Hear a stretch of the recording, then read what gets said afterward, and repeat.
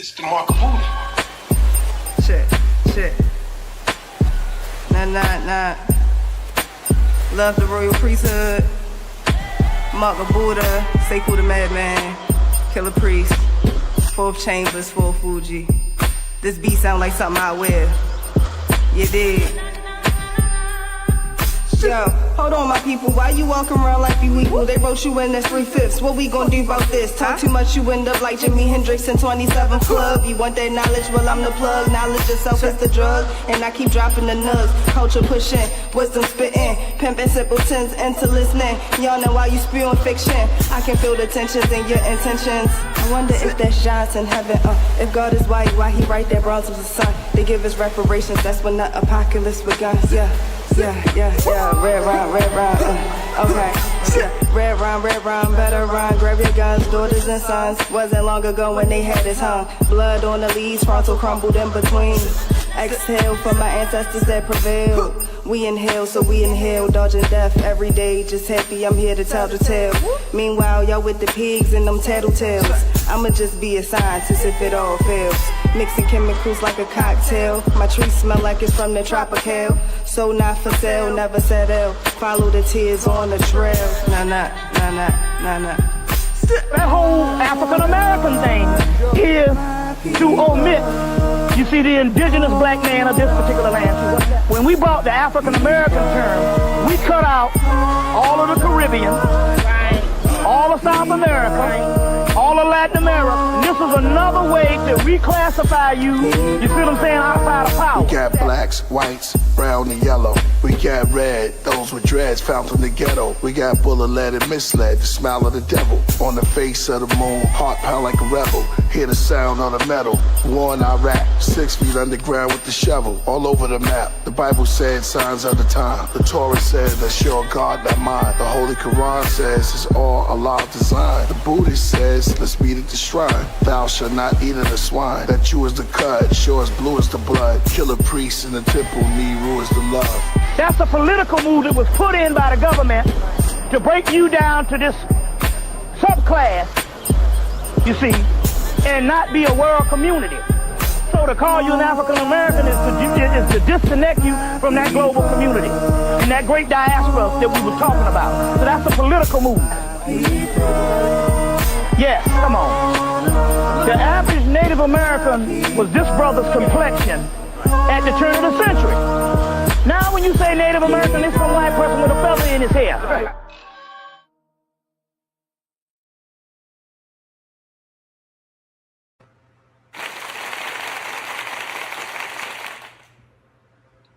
All right, family, and welcome back to another edition of the Ethereal Journey podcast. One and only, family. All right, so it's going to be an informational packed session once again. The Ethereal Journey podcast every Tuesday at 8 p.m. Eastern Standard Time. All right, so continue to tap in. Get informed, get enlightened, and stay engaged.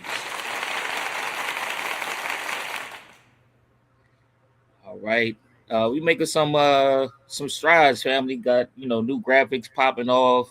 We got some things in the works. We cooking up. We cooking up, family. So stay tuned for more to come.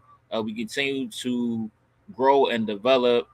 On all different aspects holistically, family. All right, so tap in with us and let's continue to build. I appreciate everybody joining me.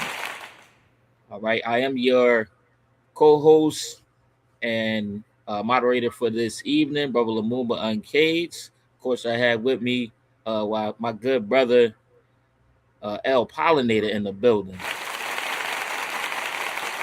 Shalom, Captain Uncaged. Shalom, EJP audience. We love you. We thank you for joining us tonight, and let's get it right. Back to you, Cap. I say. All right. So with that being said, hopefully Sister Empress will be joining us shortly and beaming on board to the ETHEREAL. In the meantime, everybody buckle up. All right. because we getting into the phase, into the eras where it's going to be time in the soon future to buckle down. All right, so let's prepare for blast off. All right, we got Sister Empress entering into the building. Excellent, excellent. All right, all right. Sister Empress done beamed on board to the Ethereal. All right, it's on and popping. The power of words. You just spoke her up, and boom. Why? Yes. Indeed, indeed. I was shooting out the you know what I mean, some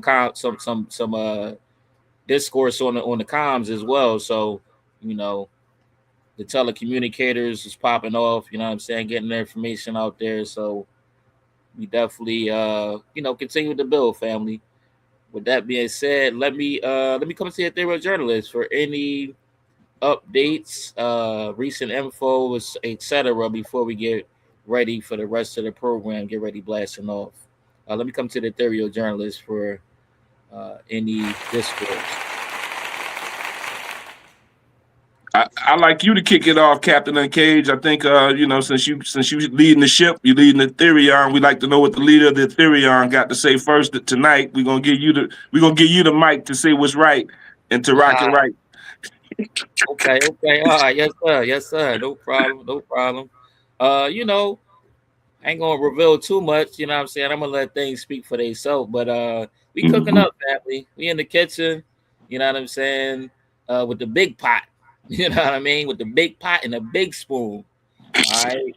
The big wooden spoon, remember that big mama used to have? You know what I'm saying? Yeah. When you start acting up, you get whopped upside your nugget with. Yeah. We cooking up big, cooking up big. All right. So we got some merch, e-store, things of that nature popping off.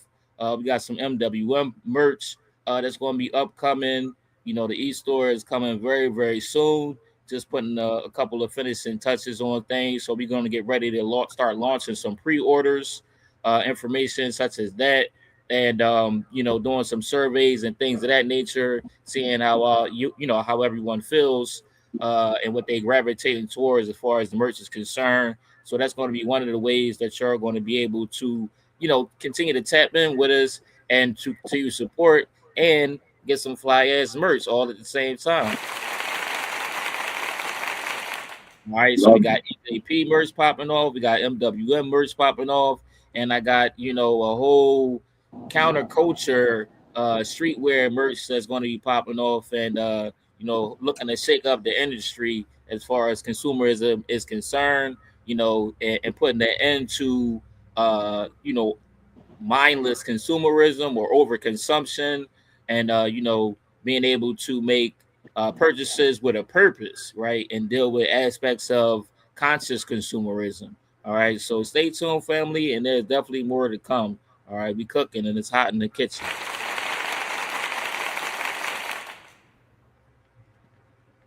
All right, let me come over back to the Ethereal Journalist and get any updates for anything that you all is working on. Let me come to Brother Pollinator first. Oh yeah, man. I'm gonna ditto on what you just said. I'm so excited. I thank you for the work that you're doing, the hard work that you're putting in, and graphic design work, and you know, just going into that lab and creating, which is, you know, what we do. You know, looking at the brother and the sister with the chakras, the power systems within the, looks like the crystal in the background here. You got the demons over on top. You got the demons to the left and the right attacking them, but guess what? They divinely protected. So that's a graphic that you created that I'm in love with, and just doing all the great things that we as evolving, you know, ethereal journalists, you know, we're trying to move up and level up and upgrade and do all the things that it takes to help our people to elevate and help the nations too to understand we here now. The gods and goddesses, the kings and queens, the righteous judges, the priest and high priestess, the seers and the prophets, we're all in one now. And we represent all of those things that you all have been reading in the hieroglyphics, in the, you know, all the scrolls, the tablets, the Sumerian tablets. You know, I'm talking about everything that we wrote and that everyone copied and took and then made it theirs and then tried to throw our magic back at us. No, we are the ones that created all these things, the pyramids, everything, the ley lines of the earth that's connected with the sun and the moon and the stars and in alignment with everything in our universe. So I just want to say, I'm thankful that, we're trying to bring forth the information to the masses, to the public, that the ethereal ones are here. We're the ones that created things from the primordial times all the way up until these modern day and times. We connect with every dot in this universe. That's just like y'all looking at the Milky Way and you seeing how the dots connect to create the Milky Way that pours out from the universe. So I just want to be, say continued great creativity, Captain Uncaged. I applaud you well for the e-store information. We got a preview of it, and we loving everything that we're seeing. On my note, still continuing to kick the bad blood. The bad blood, teasers. And you can, go to the L Pollinators websites, or not his websites, but all my social media sites. You'll see what I'm putting down. We're talking about getting together and getting this bad blood thing together. And the bad blood is a twofold situation. And I'm gonna let you sort of look at some of the things and think or figure out what we're trying to say. But when we bring out the actual product, you're gonna know what bad blood really is all about. It is ethereal, or as above, and it is so below. It's where we at now, and where we got to bring forth solutions to our problems and issues. We're tired of talking about them, but we need everyone to start understanding that it's time to develop our collective problem-solving efforts so that we can rise up as a people, number one, and that the nations of the earth will respect us once again as the kings and queens and the gods and goddesses of our beautiful Mother Earth here in this beautiful world of Asia. So with that being said, I'm going to say upward, forward, onward. Let's get ready for our 55th show. That's major, people. It's 55 in the can, going to be after the night. So we just want to, tune in, get your radio station tuned in to this frequency, and hopefully we'll bring forth some great frequencies and vibrations and energy to you so that you all can help elevate yourselves, ascend and transcend into where we're trying to have everyone go when you're ready and if you're ready. Check that out right there. Upward, forward, onward, UFO. Shalom. I yield. I say. Give thanks. Thank you for that addition, Brother Pollinator. Okay. Thank you, Jay Renee, for acknowledging our 55th episode as well. Indeed. All right, let me come over to Sister Empress. Any updates for us? Anything you're working on currently? All right. Oh my gosh, working on some. I can't even begin to tell you, but I'll just give a little bit of insight. And yeah, I agree totally with Brother L. Brother Lumumba is kicking some stuff, y'all. Y'all gonna see it very soon.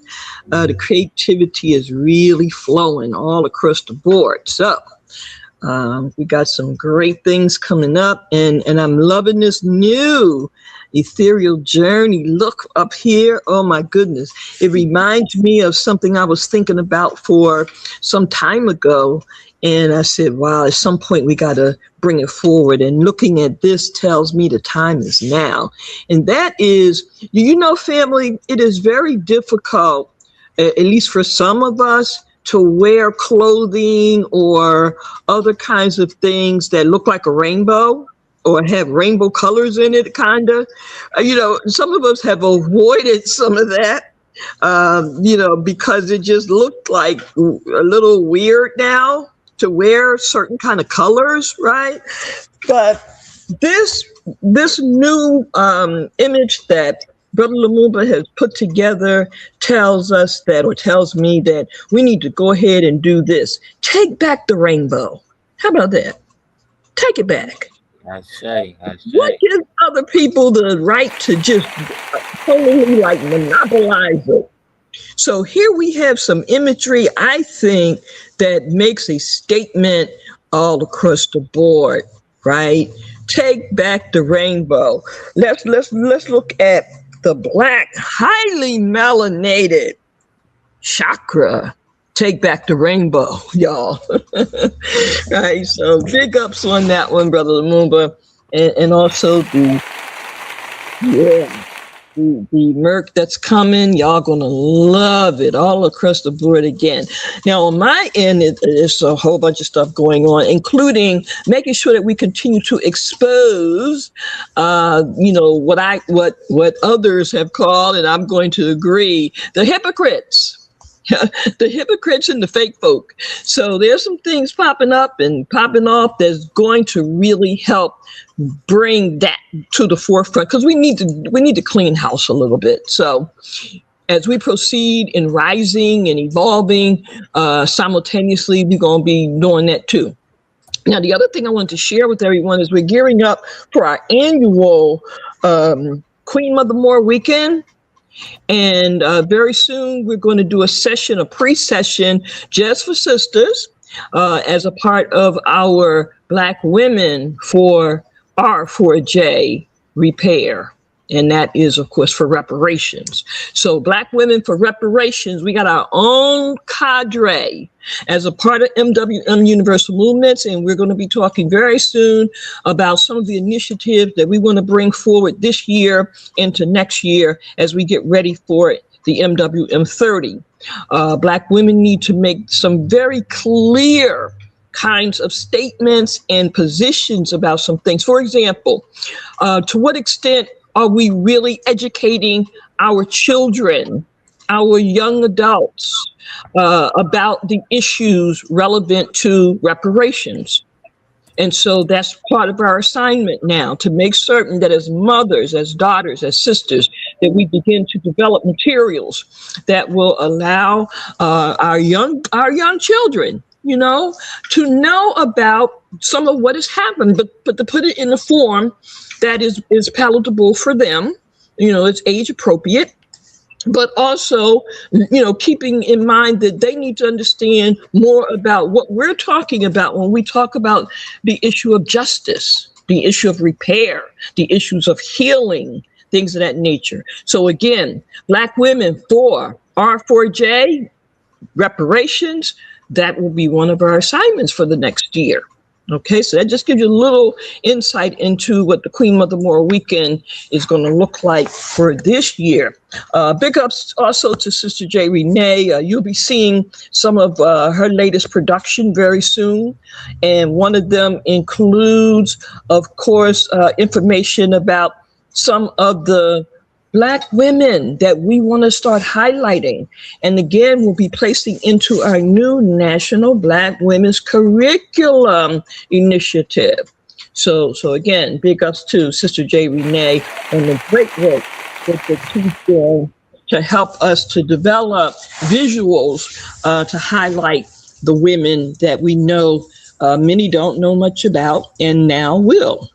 The other thing we want to share with you is that there's going to be soon here in Philly, and we'll keep you posted on that. There's going to be one of our first town hall meetings, for lack of a better word, specifically for Black students / youth, young adults.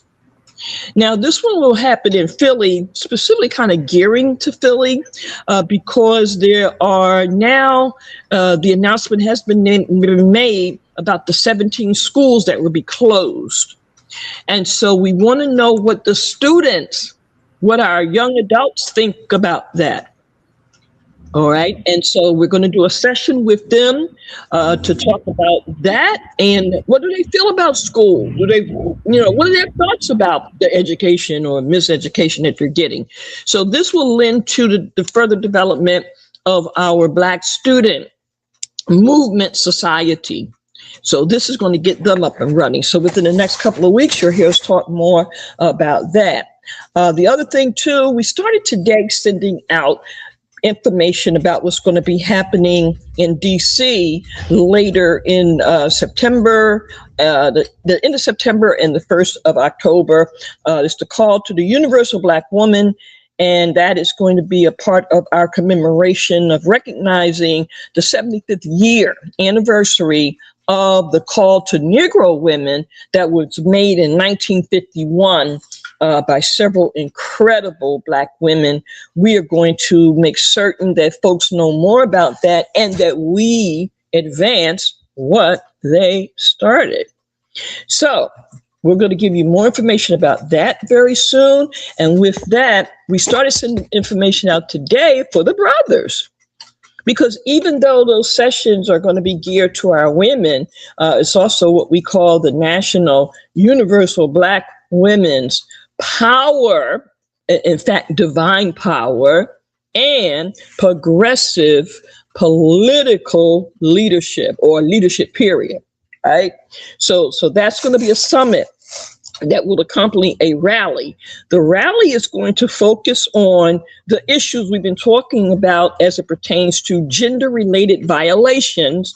And that, of course, is the kidnapping, the trafficking, what's now the heinous types of unaliving, and of course, the various forms of molestation and so forth. So there'll be a rally on October the 2nd.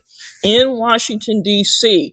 Now, we started sending information out today for the brothers because we want the brothers to also do a forum workshop for men and young boys about these issues.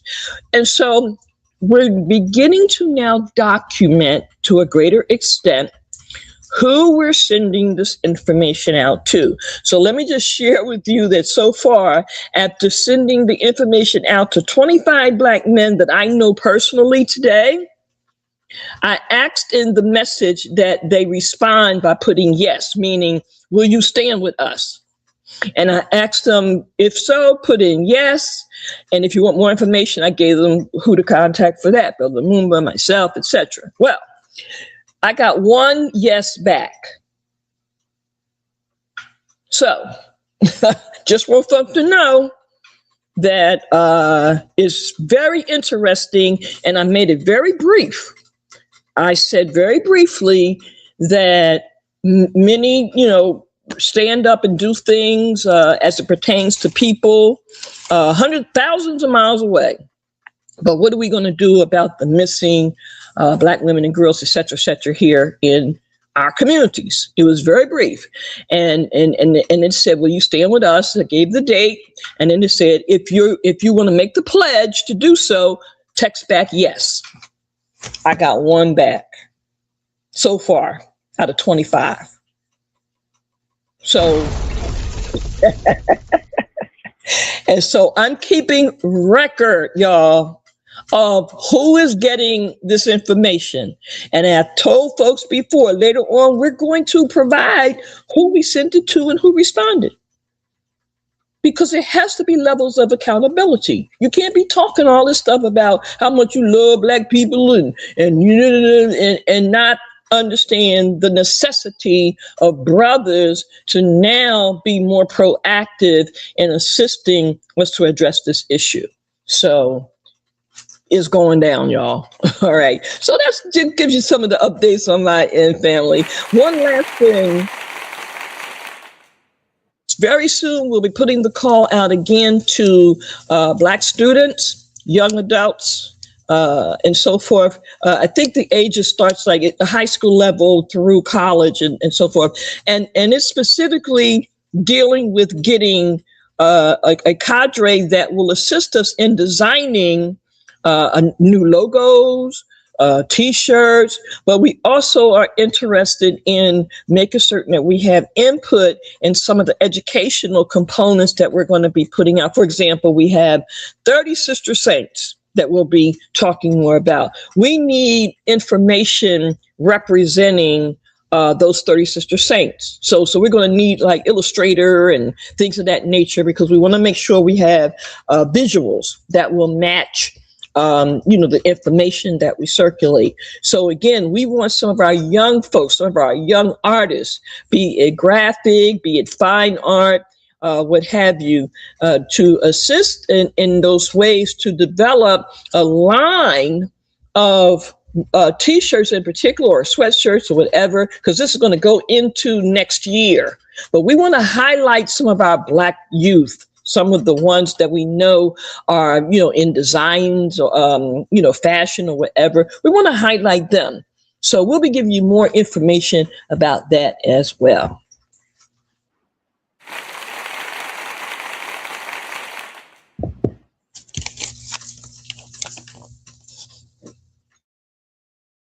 All right, all right. I say.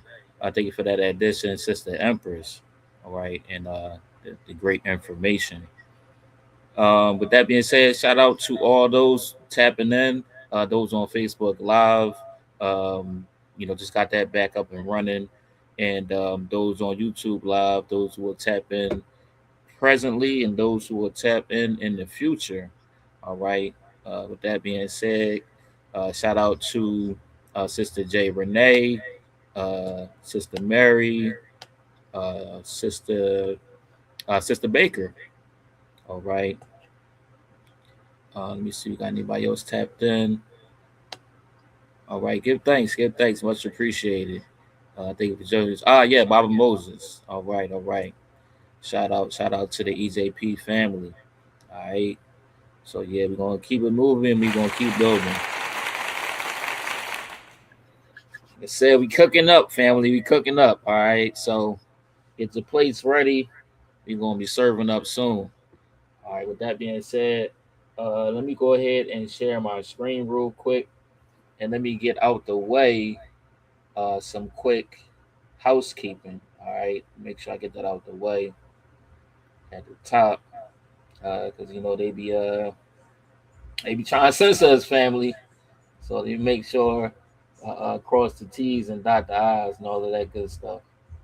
All right. Where I'm at with it. Okay, let me pull it up real quick. So yeah, let me get into the disclaimer. All right, get that up and then we're going to do the fair use. All right, so let me go ahead and share my screen.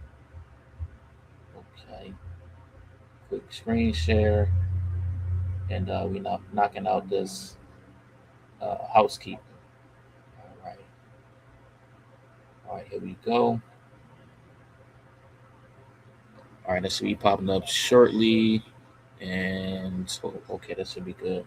All right, did the views and opinions expressed in the media or comments in this channel or those of the speakers and authors and not necessarily reflect or represent the views and opinions held by this channel broadcaster? Due to the social nature of this broadcasting channel, videos may contain content copyrighted by another entity or person. This channel owner claims no copyright to said content. The broadcaster's channel cannot be held accountable for the copyrighted content. The broadcaster's channel is a messenger and share of information and strives to verify but cannot warrant the accuracy or copyrights completeness of the information on this channel. If you have any complaints about something or find your content is being used incorrectly, please contact the broadcaster prior to making a copyright claim. Any infringement was not done on purpose and will be rectified to all parties' satisfaction. All right. Let me see if I can get to. Oops. There it is. Fair use. All right. Fair use notice. All right. So this is fair use notice in accordance with Title 17 UFC Section 107. All right. The materials are being presented for educational and informational purposes solely. All right. So fair use notice. All right. Let me stop my screen share there. Okay. Now we got that out the way. Let's jump right into the deep end. All right. Let's get started with some of our stories and topics for this evening. All right, so buckle up, family, and let's get ready to blast off. All right, coming to our first story, we're going to be tapping into some universal Black history, some Black facts. All right, let me share my screen on that note.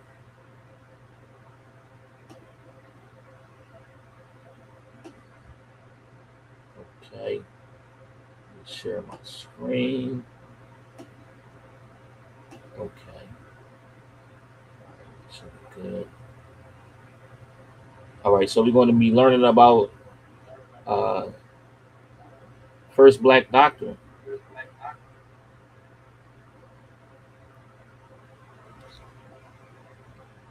Okay.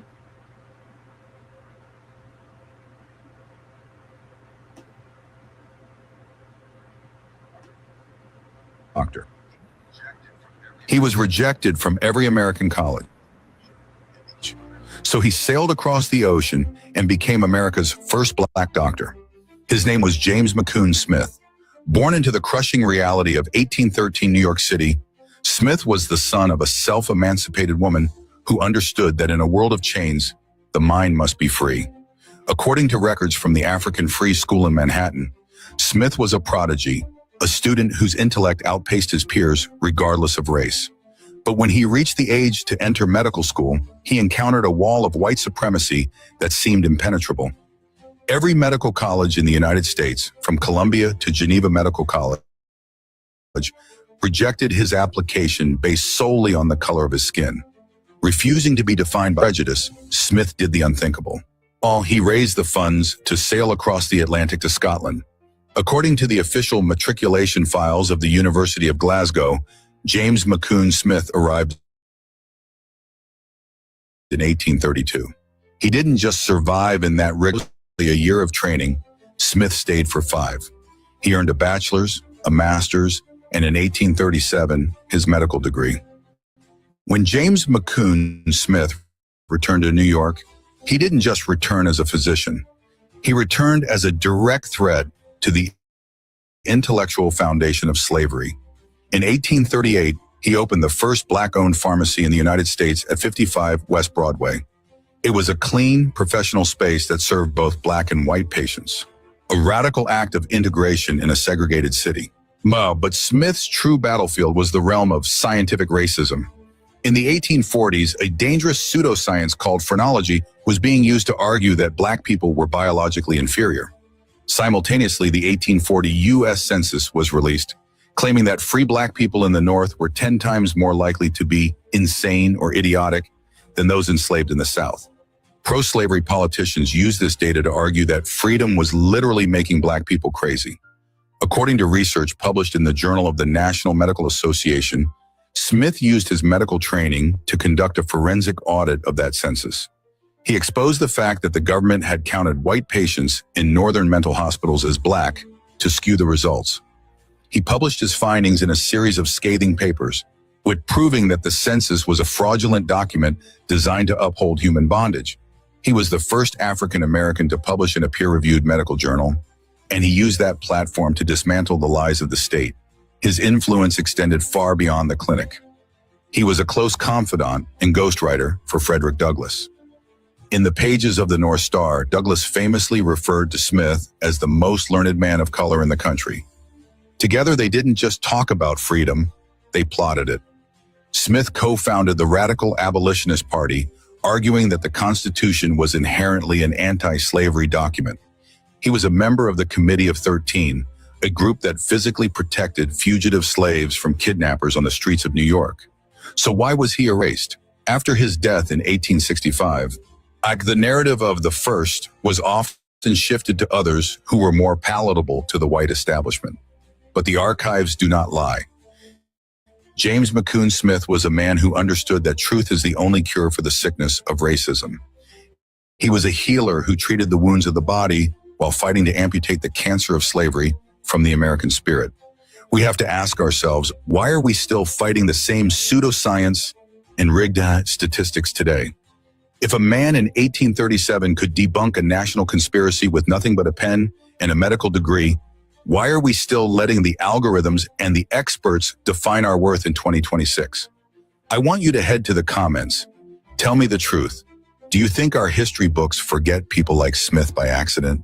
Or is it a deliberate attempt to keep us from realizing that our excellence has always been the greatest threat to the system? Share this video to restore the name of the man who broke every barrier to heal a nation. Hit that follow button and join us at Black History Unfiltered.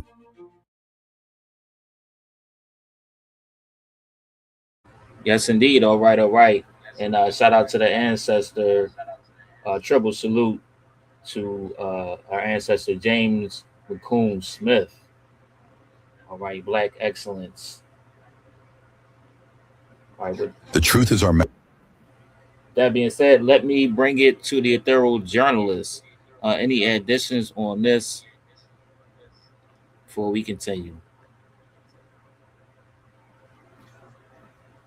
Wow, just another great prime example of who we be. I mean, this is just, oh yeah, clearly, this is why we tell people that there's no excuses today.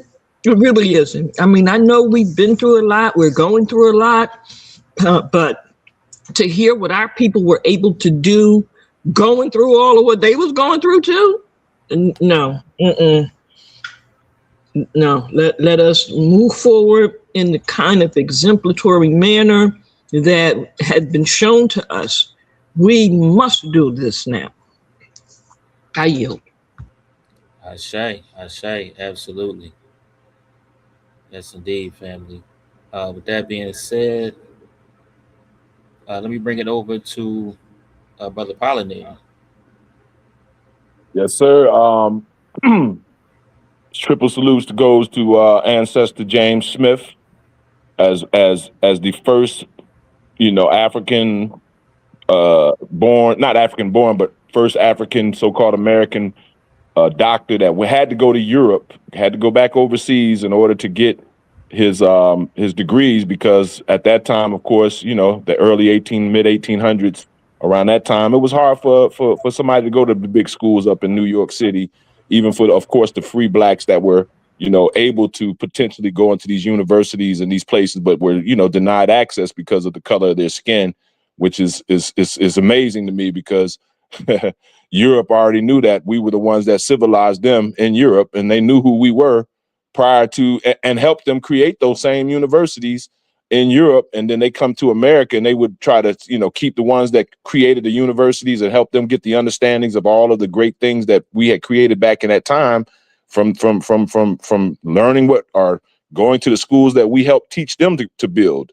They made the universities and colleges based on our ancestors, our civilization. So it's funny how he had to go back to over there just to get his degree. And that's where we had created a lot of these earlier systems, so that the uncivilized could get civilized by at least going to university and getting knowledge itself, or just knowledge, period. But what was interesting about that clip was the part where he talked about phrenology.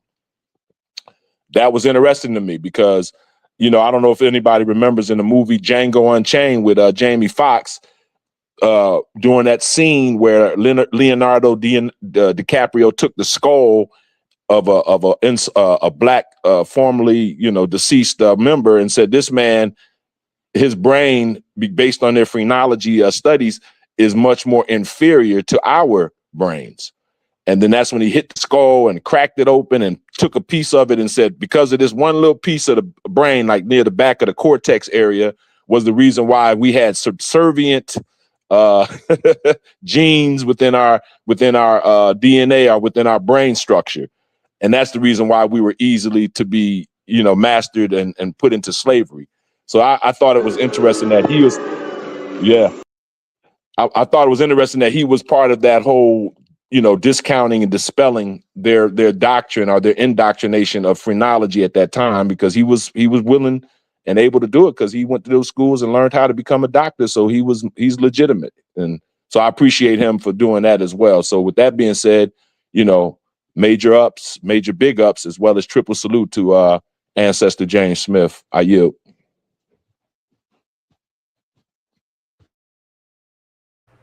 I say, absolutely. All right. With that being said, let me go ahead and keep it rolling. Let's go to our next clip. All right, we're gonna keep rolling down this line of Black history, Black facts. All right, and again, to have the capability to control our own image and narrative, right? To be able to tell the whole truth based on historical context, based on the full scope of things, instead of what we receive here for the mainstay, for the most parts of homogenized, sterilized versions of westernized history. Okay. All right. So let me go ahead and share my screen. All right. All right. So we're going to learn Now, we did a previous story on the Harlem Hellfighters. All right, so we're going to get some more insight into the Harlem Hellfighters and some of the things that our soldiers had to face. You know, the black servicemen fighting for this country and fighting for their freedom simultaneously, and still the envy, jealousy, and hate that they received.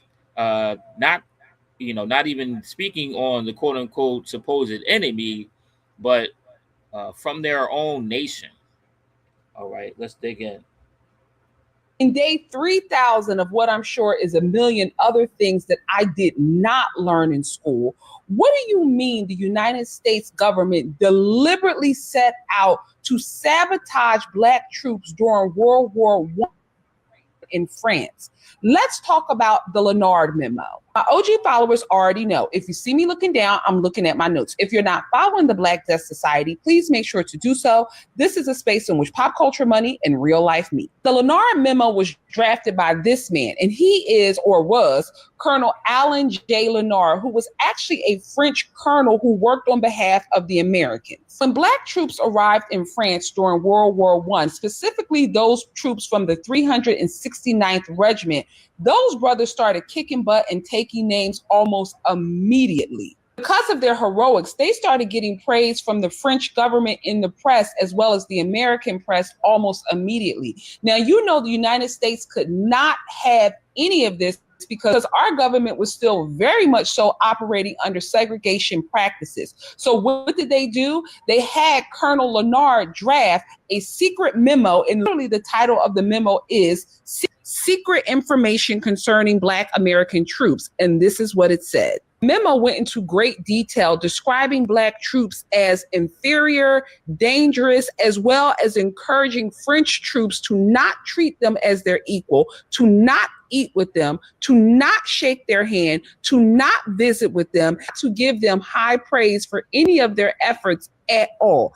In addition, the memo also stated that Black troops was a danger to white women. Now, I did not learn about this memo until I watched the documentary, The Harlem Hellfighters, which you can watch and should watch on Netflix. This memo and the practices that it encouraged by the United States government on its very own troops is a disgrace. Most importantly, more people need to know about it and talk about it, specifically how these men were treated, not so much from the opposition, but from their very own government. I'm going to know if you're a real one and made it to the end of this post if you write 369 in the comments in honor of the 369th Regiment from Harlem. Also, in another post, I'm going to talk about Henry Johnson, who they call Black Death, and his heroic stunts during World War I. If you found value in this post, please make sure to like as well as share. And don't forget to follow the Black Death Society for more Death Talk. All right. Shout out to the Black Death Society. And we definitely going to keep y'all posted on Brother Black Death as we continue to give you all and continue to build on this beautiful Black history. All right. So just another example, family. As you can see, we just came off of, the 4 July, celebration of America.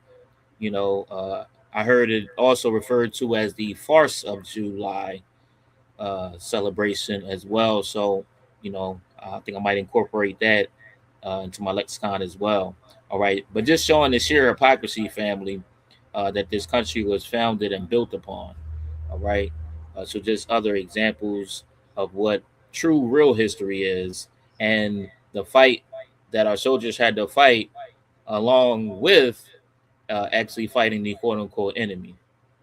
All right. So let me get some quick responses from the ethereal journalists before we move forward. You gonna run that? You gonna run that clip from Soldier Story? Oh, you want to run that now? Yeah, man, because it clicks into what she's talking about. Okay, I was wondering if I wanted to get some commentary first before I got into the next clip. I'm good. I'll comment after that one. Not unless Sister Chi wants to roll out with No, something. no, I'm good. Okay. Yeah. All right. Yeah, play that clip, and then we, you know, because that's sort of like a substantiate everything that the sister was saying from the Black Death. So yeah. All right, so let me get to the next clip. Let me go ahead and share this, and then you might just keep it rolling with the black facts, and just get commentary on the back end. That way we can get through the bulk of the information. No doubt.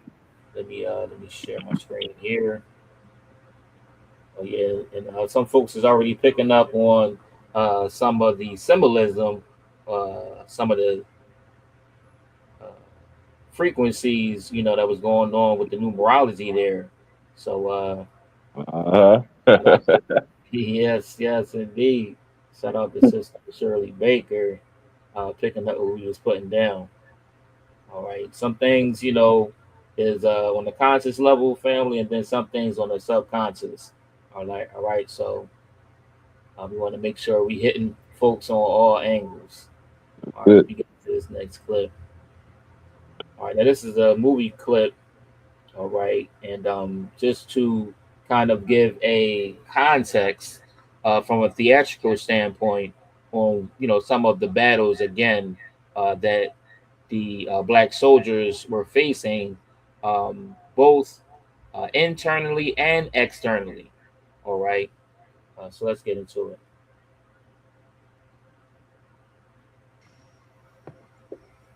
Nervous, Wilkie? Well, no, I just couldn't figure out why you called me back, sir. You said the Sarge busted you, right? Yeah, he got me busted, sir. He reported me to the captain. How'd you feel? Well, You and the Sarge were good friends. He was a nice guy. Yes, he was. Didn't you tell me that? Yeah, Was somebody you consider a nice guy get a friend busted? Oh, well. No, speak up. Well, you lied when you said he was a nice guy, didn't you? No, well, what I said was Was Waters a nice guy or not? No, he wasn't a nice guy. You don't turn somebody in for something like that. You give him extra duty. You chew him out with 3 stripes. It took me 10 years to get them stripes, sir. That's right. That made you mad, didn't it? Yes, it made me mad, all the things I did for him. That's right. You were his boy, weren't you? You took care of the team. You ran his errands. You policed his quarters. You listened to his stories. Put the gun in the CJ's bunk. Yes, no, I... Sit down! It was you Henson saw that night, Wilkie. You lied about Waters. You're lying now. You were the only person out of the barracks that night. Who else could have found CJ's bunk in the dark? It was you, Wilkie. You. No, it wasn't me. It was the sergeant. He ordered me to do it. He said I'd get my stripes back. He just wanted to teach CJ a lesson, put him in jail for a few days, scare him. But the boy hit him, and he had CJ where he wanted him. And then CJ, he himself, he died like he was fighting the sergeant. And then the sergeant, he just didn't figure on that. What did he have against Memphis? He despised him. But he would hide it because everybody liked that boy. But underneath it was a crazy kind of hate, Captain. A crazy kind of hate. You won't believe it. I mean, sometimes you could just feel it. Well, now my daddy's gone to glory. I work real hard. I drank corn liquor. That's the truth.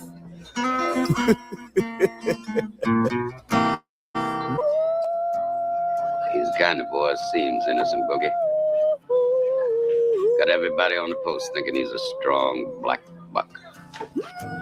White boys envy his strength, his speed, power in his swing.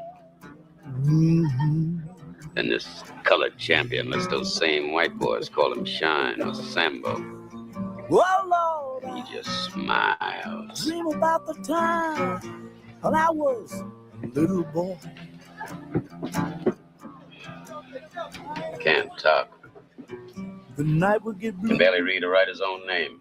And don't care. He'll tell you they like him. Or that colored folks ain't supposed to have but so much sense.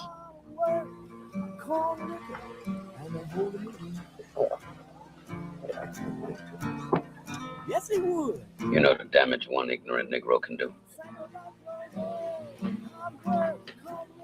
We were in France in the First War. We'd won decorations. But the white boys had told all them French gals that we had tails. Then they found this ignorant colored soldier. Paid him to tie a tail to his ass and run around half naked making monkey sounds. They put him on a big round table in the Cafe Napoleon. Put a reed in his hand, crown on his head, blanket on his shoulders, and made him eat bananas in front of all them Frenchies. Oh, the white boys danced that night. Passed out leaflets with that boy's picture on it. Called him Moonshine, King of the Monkeys. And when we slit his throat, you know that fool asked us what he had done wrong.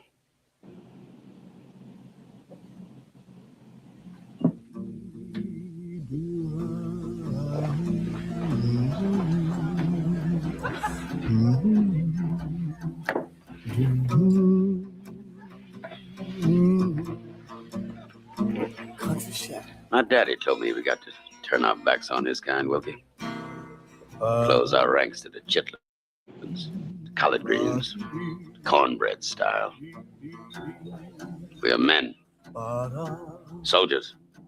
And I don't intend for our race to be cheated out of its place of honor and respect in this war because of fools like CJ. You watch everything he does. Everything.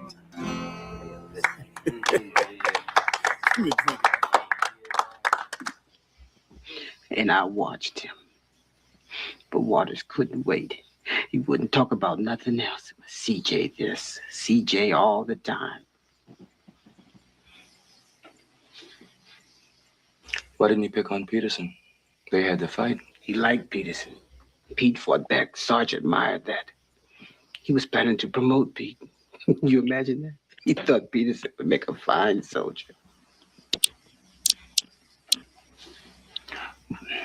What did Peterson do when CJ died? Everybody blamed Sarge. Pete put together that protest that lost our last game. Afterwards, he kept to himself over Smalls. I didn't mean to do what I did. Ellis! It wasn't my fault. Ellis! Yes, sir. You told me to do What the hell is going on out there? Right. We're shipping out. They're finally gonna give us Negroes a chance to fight. Hitler ain't got a chance now. And after what Joe Lewis did to Max Schmeling. 24 hours, stand-by alert.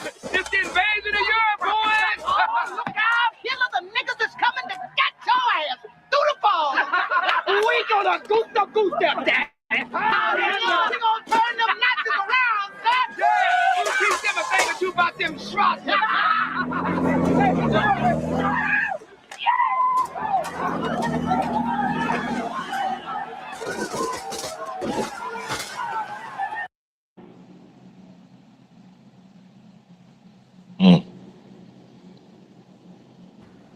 All right. Many layers, family.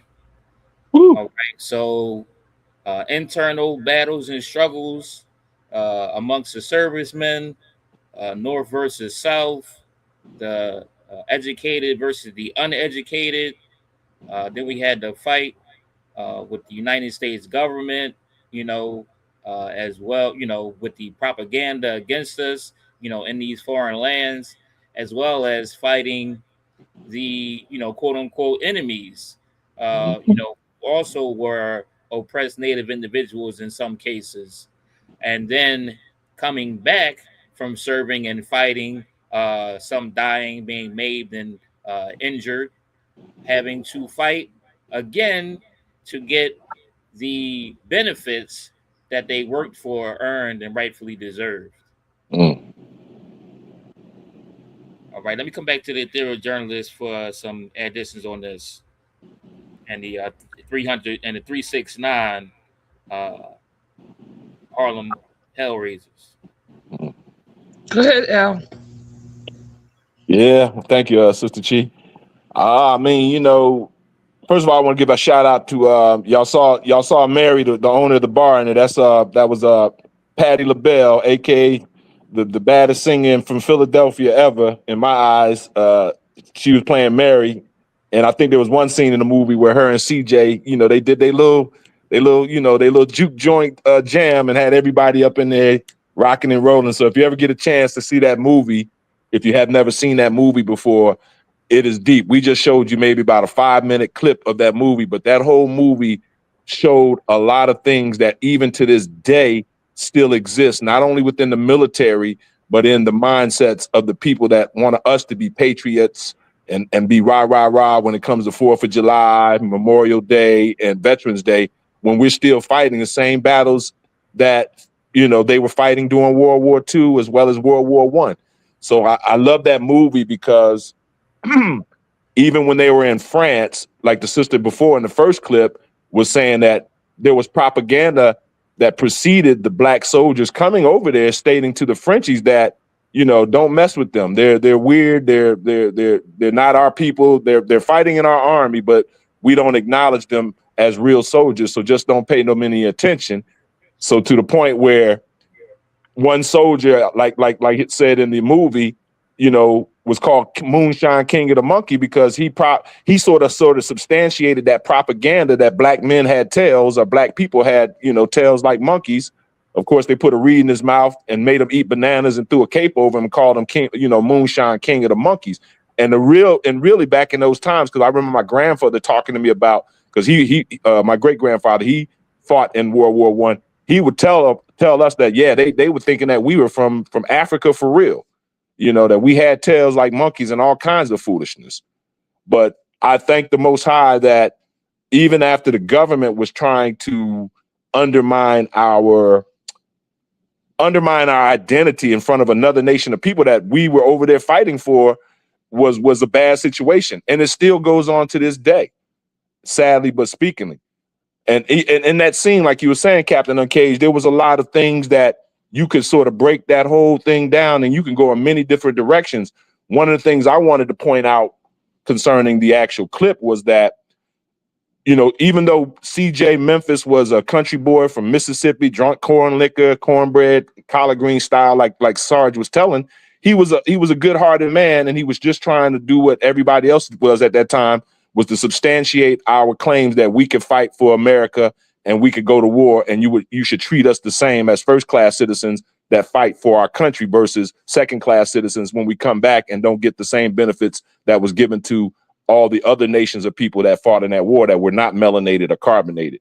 So I look at that whole scene, and as Sarge was trying to get Wilkie, his little right-hand flunky, to see that we need to get rid of people like CJ Memphis, there was some serious things that went on within his brain because he wanted to make sure that we got our glory, our honor in this war and in the wars past, and he was not going to allow people whom he thought was inferior within our own race, through that colorism, through that inside black hate or envy, through all of the things that we talk about that hinder us from moving forward as a collective. But in Sarge's case, you know, he envied CJ to the point where he made him, and I'm not going to do a spoiler alert, but pretty much the man hung himself in the movie, CJ Memphis, the brother that was playing the banjo or the guitar right on stage.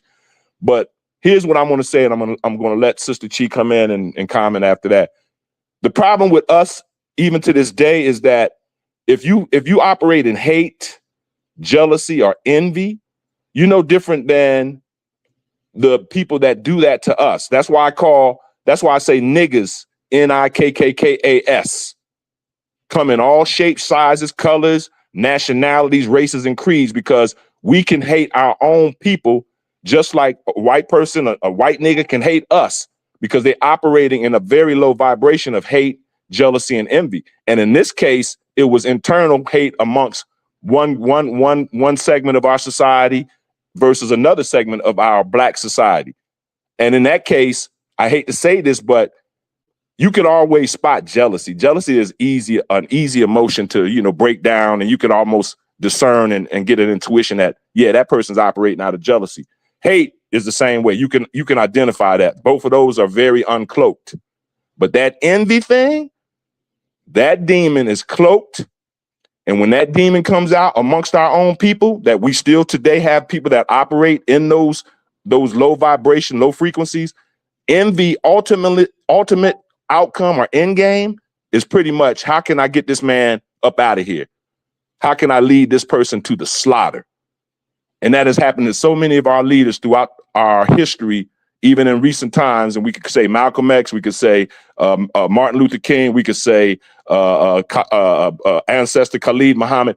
Envy leads to that final outcome and end game that's being perpetrated by infiltrators within our community, and that is getting these people up out of here, leading them to the slaughter, to the kill zone. So I just want to say that that's the same kind of mentality that was going on even during that time, and that clip sort of kind of showed it. But in this case, CJ said, I'm not going to put up with this torture, this mental, emotional abuse that was happening to him by Sarge. I'm just going to go ahead and take myself out. So let's just be aware of these type of smaller elements within how we operate amongst ourselves. And when we spot those things, call them out and call all perpetrators out, because this is why brothers like Malcolm X didn't move no further than the Audubon ballroom.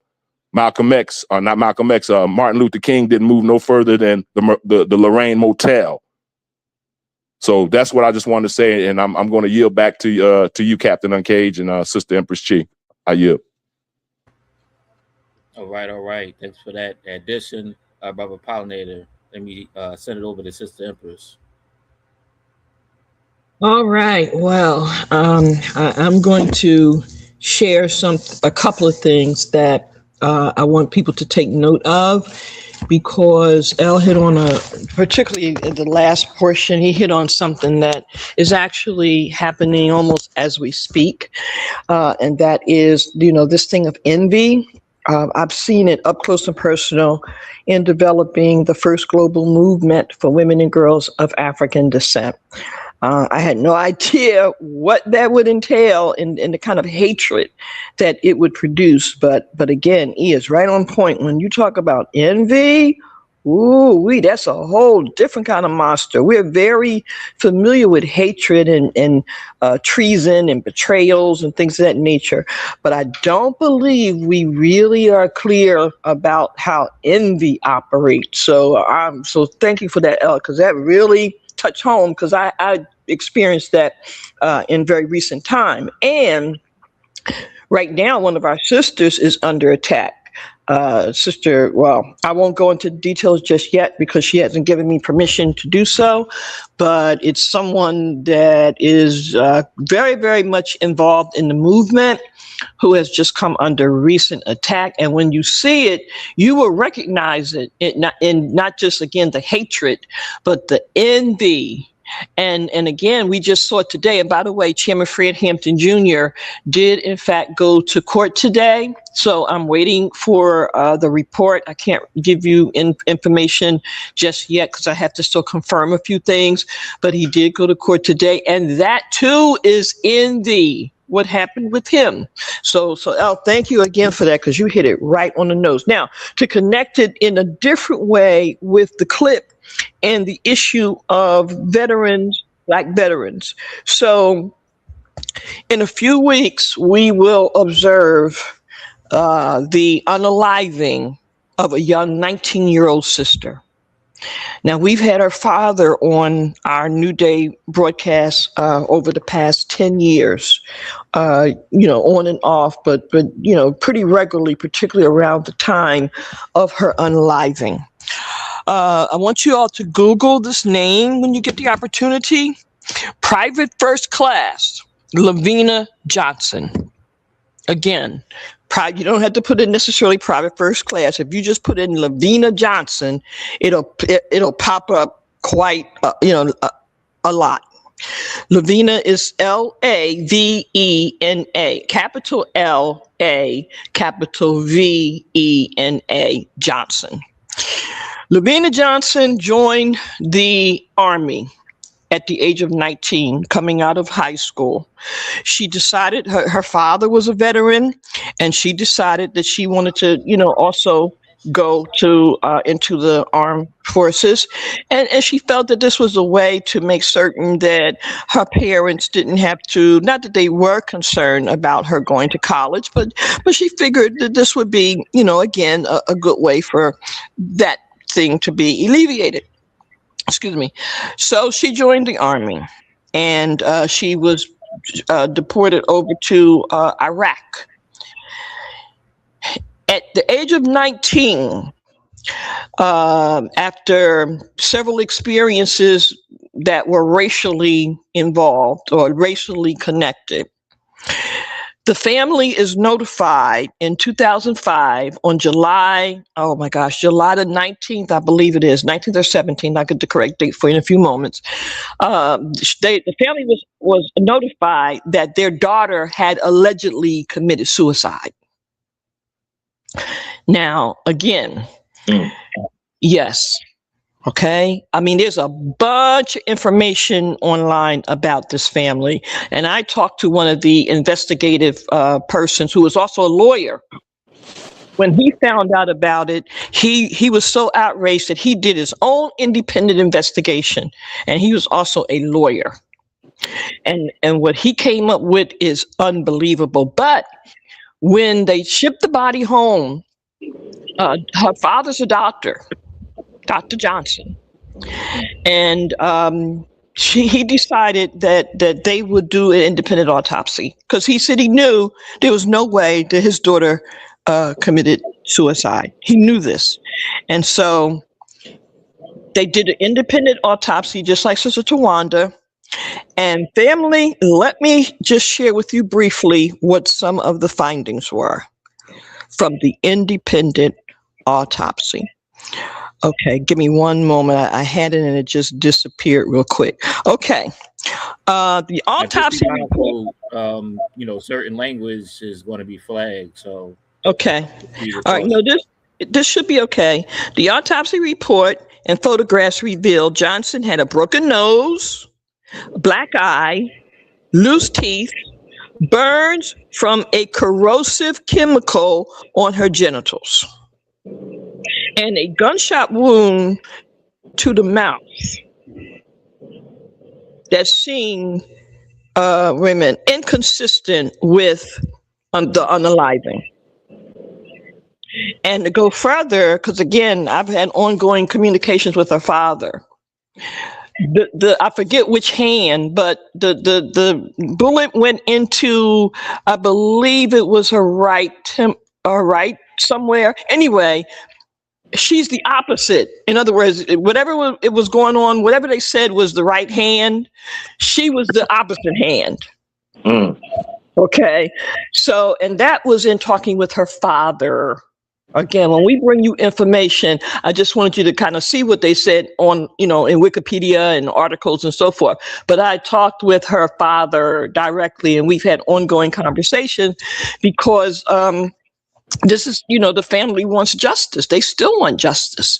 So again, this is a little different from the, what we were starting with. But again, when you read more about it, and I won't belabor it at this point, it appears there were some advancements made to her as for one of the higher up ranking people, allegedly, one of the higher up ranking officers, and she would not comply.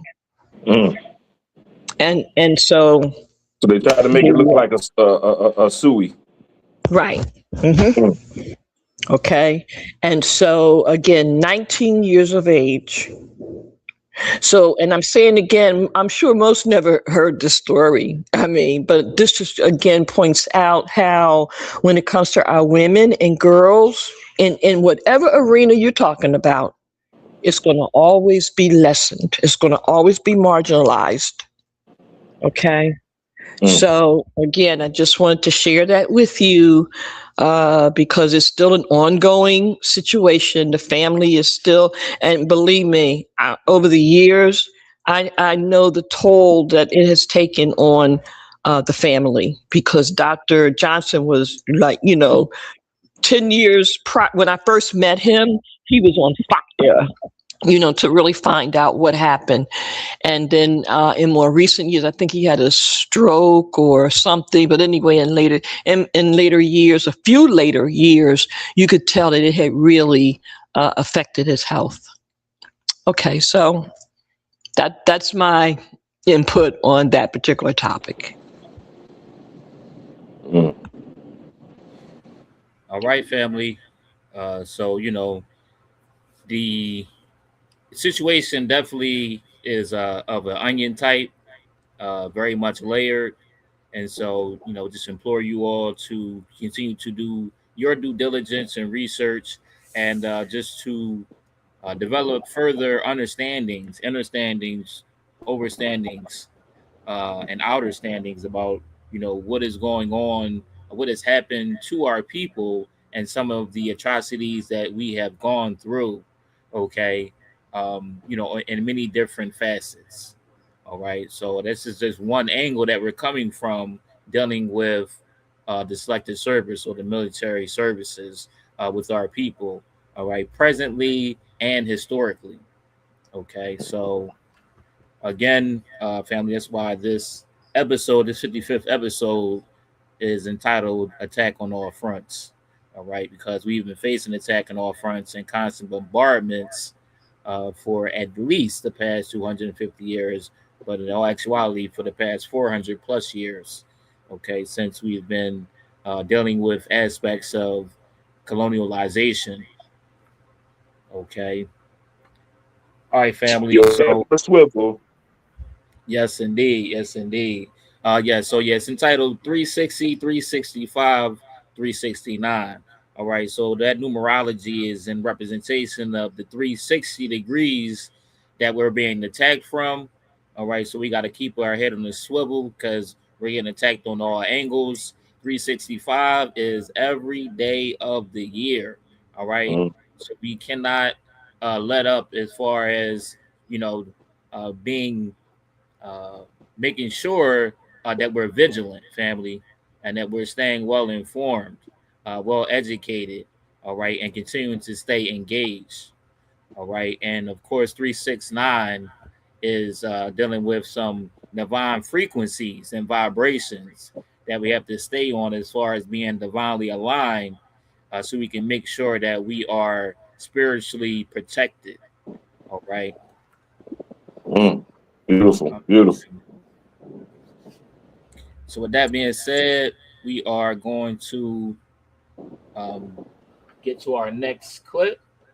All right.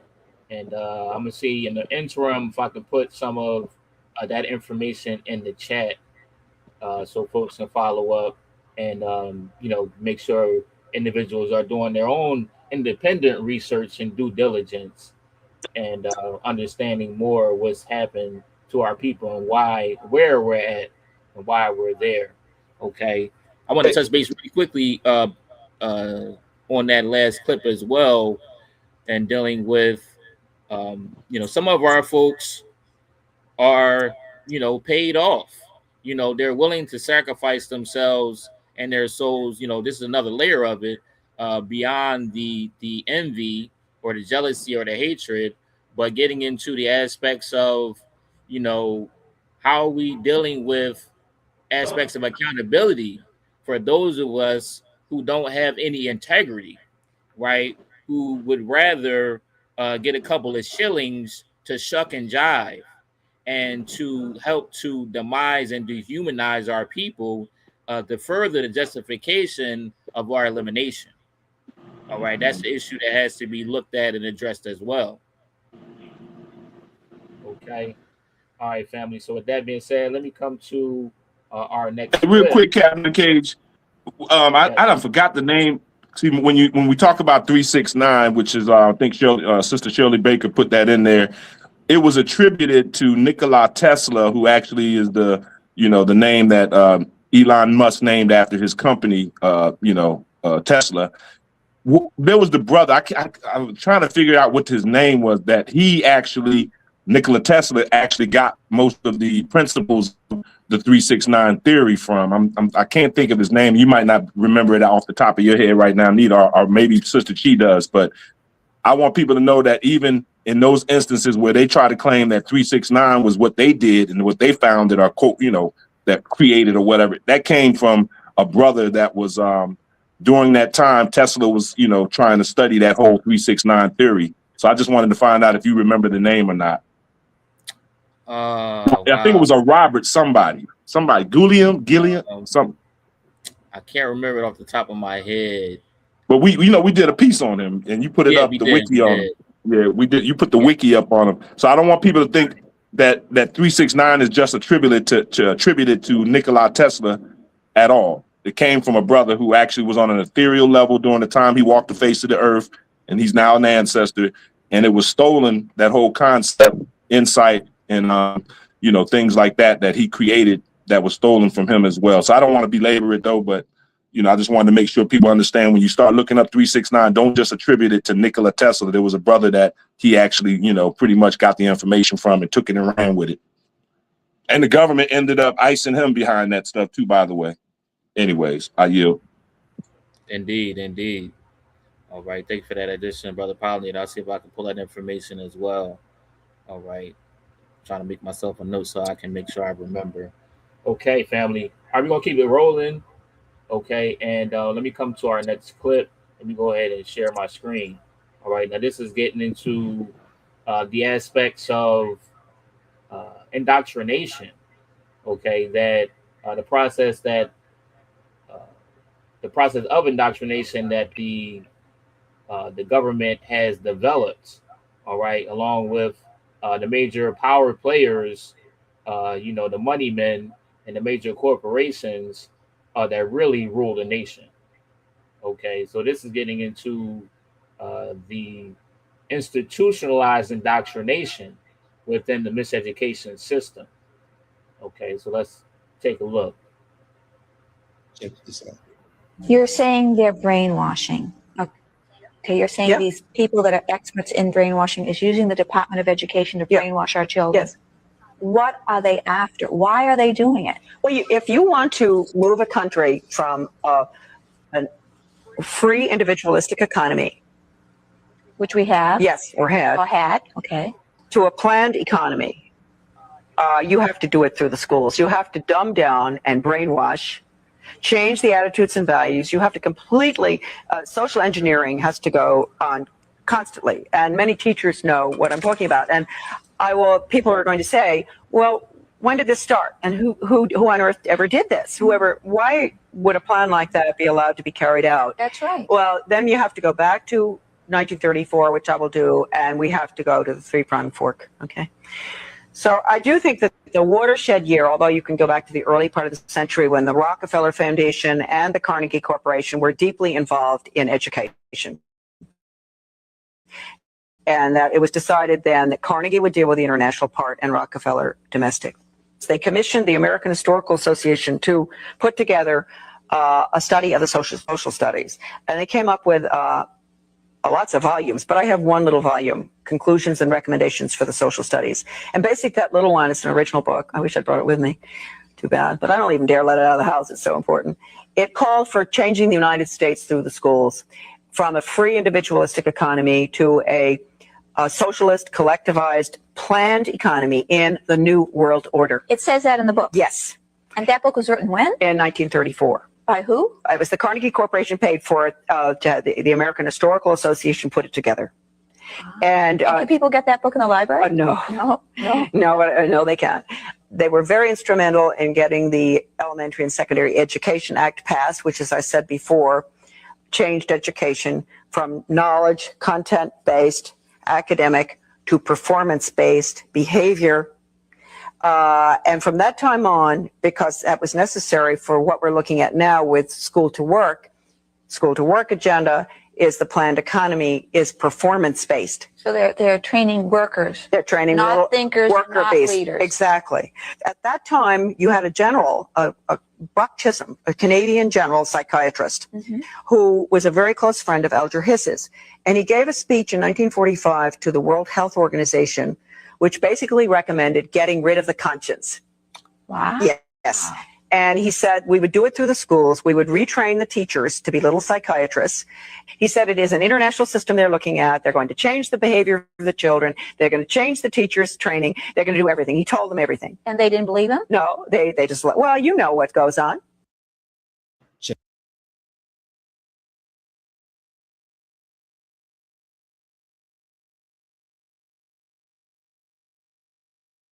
All right, family, there you have it. Okay, getting into the miseducation system, right? And the system of programmation, of indoctrination, of hypnosis, of brainwashing All right. So the others, who practice different aspects of hate, and are basing this not on facts, not on truths, but on the indoctrination from when they were, children, babies.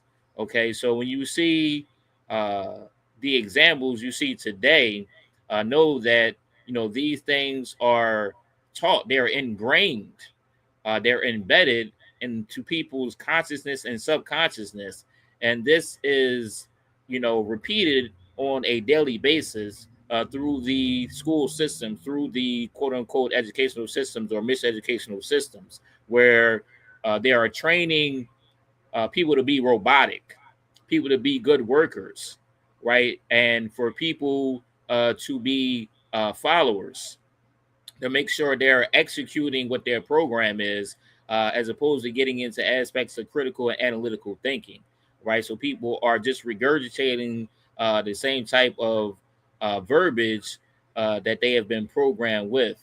Okay, so a lot of them are hating based on misinformation, not even really knowing why, but just from what they are used to hearing and reciting. Okay, to a certain point, it becomes second nature. So at some point, they don't even need a reason why. It is just is. Okay. All right, family. So I'm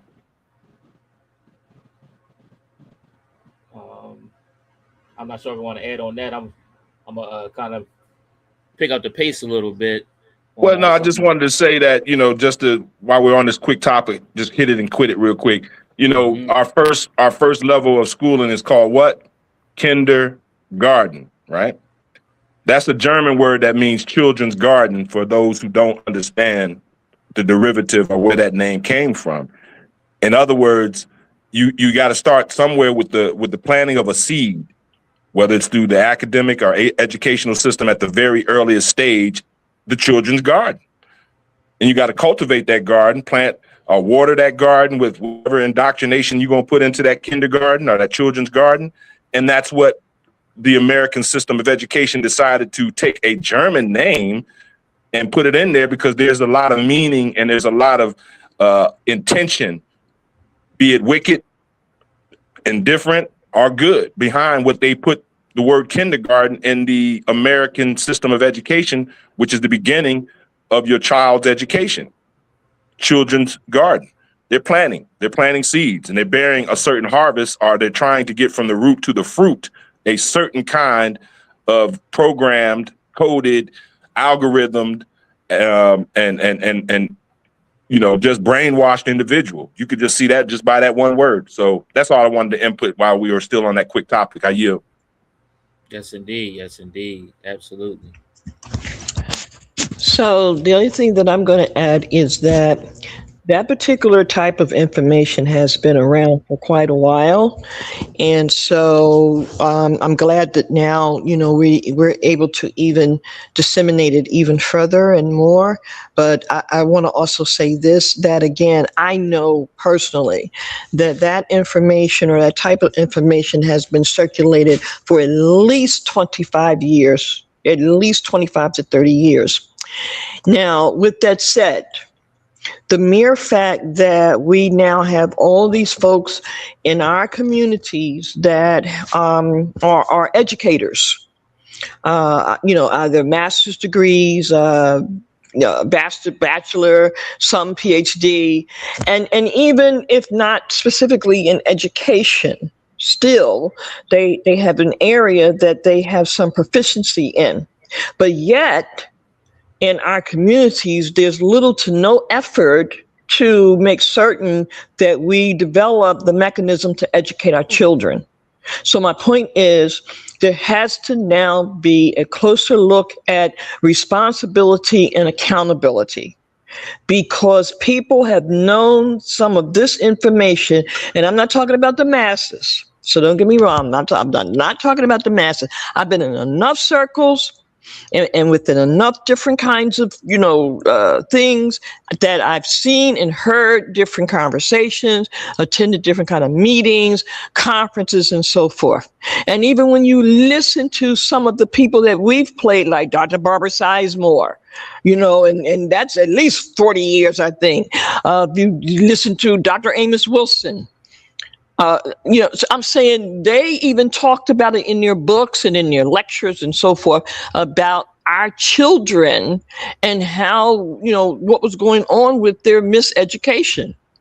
So I'm saying again, we have encouraged folk to go to school to get so-called education, but at the same time, people have graduated and need to explain to some better degree, and I'm talking about particularly the ones that be talking black stuff, why there's been little to no effort to have anything in our communities, for the most part, that represents countering what they know is the systemic way to control our children.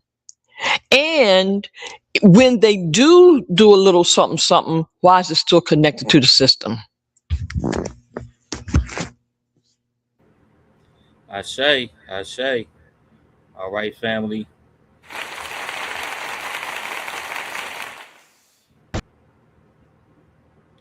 And so, if we're not looking at education for liberation, then all we're really doing is making more cogs for the machine. Okay. And so we got to take a really close look at that and figure out what it is, what we're going to do and how we're going to do it, like ASAP, like yesterday. Okay.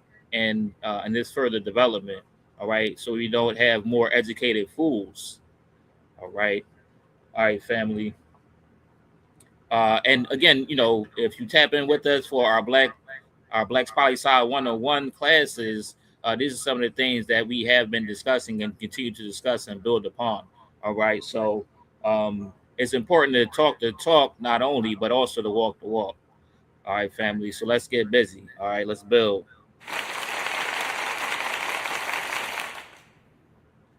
All right, we're going to come to our next clip. And this is on the other side, as far as, nationalists, those who are hoorah and flag waving, so on and so forth. This is the reason why, in a lot of ways, in a lot of cases, why their psychology is what it is, by way of this process of indoctrination, of programmation, of brainwashing. All right. So let's take a look at some of that evidence. And y'all still say that racism doesn't exist in America. Look at this photo. I need you to pay attention to this right here. We're going to get right back to this. This is what's happening today. Today is supposed to be America's 250th birthday. Do you see anything wrong with this? Huh? You had thousands of white supremacists marching, and they're marching so that they can reclaim America. You heard what I just said? They're marching, chanting slurs, saying that this is to reclaim their America. Their America. Mind you, I know y'all see them Confederate flags. I know you see that upside down flag. I know you see all of this. We all know what this means, right? But people could still sit around and say that racism is dead. Racism is alive and well. Actually, what I always say is, you can't hide from what's in your DNA. This is in their DNA. Listen. Then we go back to this strong, beautiful black woman right here in the middle of all of these white supremacists. This is on the DC Metro. This is what she had to endure going to wherever she was going. And these are the same people that think that she and people this color shouldn't have rights, shouldn't be in this country. But they say that racism is dead. I want to know if you think racism is dead, or do you think racism is alive and well? Let me know. Jump in the comments. This says everything that it needs to say. Actually, it says more. It's happening on America's 250th birthday. Happy birthday, America. And y'all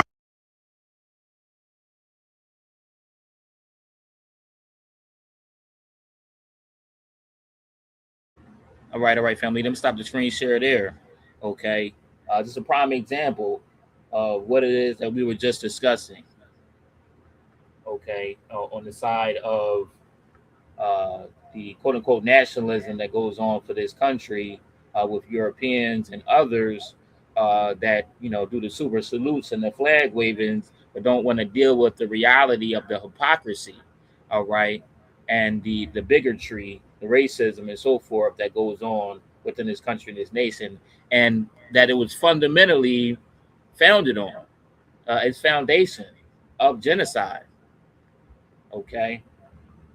So until we get to the root of things, everything else is just putting a band-aid on a bullet wound.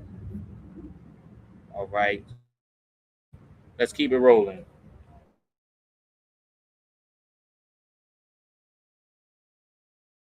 Now we're going to see an example of another example of this family, of the selective orchestration or acknowledgement of history and the remixing of historical facts and context. All right. The erasure of Black history, the attempted erasure of Black history, the attempted erasure or to be able to overstep accountability and responsibility. All right. Continuing to sweep things under the rug as if it doesn't exist. All right. Continuing to avoid the elephant in the room. All right, let me go ahead and share my screen. We're going to see some timelines on what has recently occurred with the erasure and the removal of historical memorials, okay, right here in Philadelphia. All right, this is what's going on in real time. The slavery memorial here in Philadelphia was removed 2 weeks ago because of an executive order from Donald Trump. Taken down, history removed. So last Friday, January 23rd, an entire slavery memorial was taken down in Philadelphia. It displayed the names of 9 Black slaves and details about their lives. Why was it removed? Donald Trump issued an executive order to restore truth and sanity to American history. Part of that order requires removing all memorials to Black slavery in U.S. museums and national parks. This is part of how we make America great again. If American slavery and the atrocities against Black people following slavery are erased, the journey of Black Americans disappears. Without it, there's no record, no explanation, or understanding of the Black condition in this country. However, the city of Philadelphia is suing the Trump administration, arguing that the removal of the memorial violated federal law and agreements with the city. Today, a federal judge ordered a slavery exhibit to be restored to the president's house in Philadelphia. But this week, a federal judge granted an injunction ordering that all of the materials of the slavery memorial must be restored, and it also bars the Trump administration from creating new interpretations of the slavery memorial. The judge set a deadline for Trump to have the slavery memorial put back exactly as it was by the end of business tomorrow. Meanwhile, the Trump administration did file an appeal this week against the federal judge's order for them to put the slavery exhibit back. I mean, he's going to try and tie this up in court so that he never has to put it back. So I'm happy to say that the Trump administration did comply with the judge's order to restore the 34-piece memorial in Philadelphia dedicated to the 9 slaves held by George Washington. So I'm glad the people didn't just settle for having this taken down by the Trump administration, and the people actually fought to get this put back. A lot of this has been put back, but as you can see, there still are some panels that still need to be restored. This wall here, clearly one of the panels has been put back, but as you can see, this wall used to have several panels on it. But yeah, as of now, this wall has not been restored. This wall, they did completely restore. All the panels that were on this wall seem to have been put back. These are the names of the 9 slaves that were held here by George Washington. As of this moment, though, the exhibit only looks to be about 60 to 70% restored. The judge's court order says the exhibit is to be restored exactly as it was, with all 34 pieces undamaged, although the Trump administration has filed an appeal. So, as we know, the Trump administration appealed the February 16th federal judge's ruling ordering the Trump administration to restore the slavery memorial that they took down on January 22nd. The appeal was granted and the restoration has stopped, and they were allowed to stop putting it back while all of this plays out in court. And as it stands now, the outdoor exhibit is only about 60% restored. And now, on April 1st, the Trump administration has taken it a step further and actually filed a motion to completely dismiss the case on the grounds that the city's claims that there was a breach of contract by the administration when they took down the memorial are invalid. And also that taking down the memorial does not require mutual consent between them and the city, and that ultimately the court that ordered the Trump administration to put back the memorial lacks jurisdiction to even hear the case. And so Trump's going to try and tie this up in court, but the lawyer who is involved with this case says that judges are working to try and have this whole thing resolved before this summer when America's 250th birthday celebrations take place. All right. So you're going to give y'all the updates on that because, of course, we have reached that point and that pinnacle, all right, for what happened recently or currently with that decision. All right, so let me go there and I'll give y'all the updates, and then we'll come back. All right, so here we see. Let me see if I can blow that up a little bit. All right, let's get to currently, okay. All right, so we see here that legal and political response, all right, the city appealed, okay, and the Federal Court of Appeals Court ruled on June 18, 2026 that the city could not prevent the federal government from removing the displays. This following ruling, the administration proceeded to install revised exhibits with language that critics argue minimizes the voices of slavery and Washington's role as an enslaver. All right, the original exhibit was entitled Freedom and Slavery in the Making of a Nation, which opened in 2010. Removed materials included a panel detailing the lives of enslaved individuals such as Ani Judge and Hercules Posey, as well as broader context of the U.S. slave economy. The Trump administration stated that the removal ensured quote-unquote accuracy, honesty, and alignment with shared national values, with opponents condemning it as an effort to whitewash American history. All right, let's go to the next article. Now, be very mindful, pay attention to the wording, to the narrative that's being crafted, okay, and the excuses that are being made, and some, just flat out lies. When you're talking about the truth, but you don't want to tell the whole truth, okay? And so this is another article that further emphasizes that ruling. All right, their removal stemmed from Trump's 2025 executive order calling for federally owned or controlled historic sites not to display information to quote unquote disparage Americans past or living, and to focus on the quote unquote greatness of the achievements and progress of the American people. All right, so this is what's happening, family, right? And again, just to emphasize the importance once again on why it is that we need to control our own image and narrative, and to be able to develop the institutions to house, curate, and sustain and maintain our own history and legacy and historical artifacts. All right, so this also puts the ball back into our court as far as onus on accountability and responsibility of what it is that we are doing or we're not doing, for that matter. All right, and what we should and must be doing. Okay, so we should not be dependent on the federal government to house our history. That should be something that we can, should, and must do presently and in the future. Okay, so that quick update on that. I'm not sure if there's any additions before we keep it rolling. We're going to stay in the same vein, Captain? Yes, sir. We're going to move over now to some of the solutions. We talked about some there, but as far as being able to to act more collectively, and one of the main things we're going to be focusing on is the purse strings.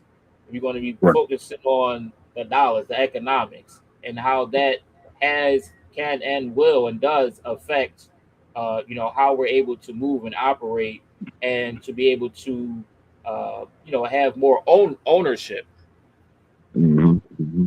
Well, let me just chime in on that scene with the sister that was surrounded by that very toxic and hostile environment on the DC Metro by them nigga Nazis, them NIKKKAS Nazis, who were pretty much intimidating her, and she looked like she was scared to death.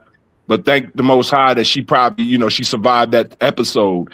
But let's be mindful, that happened on July the 4th as they marched in the same areas that they were having the Great World Fair and all of the other nonsense that was going on in DC. But the mainstream media failed to even cover that march of those nigga Nazis, those NIKKKAS Nazis.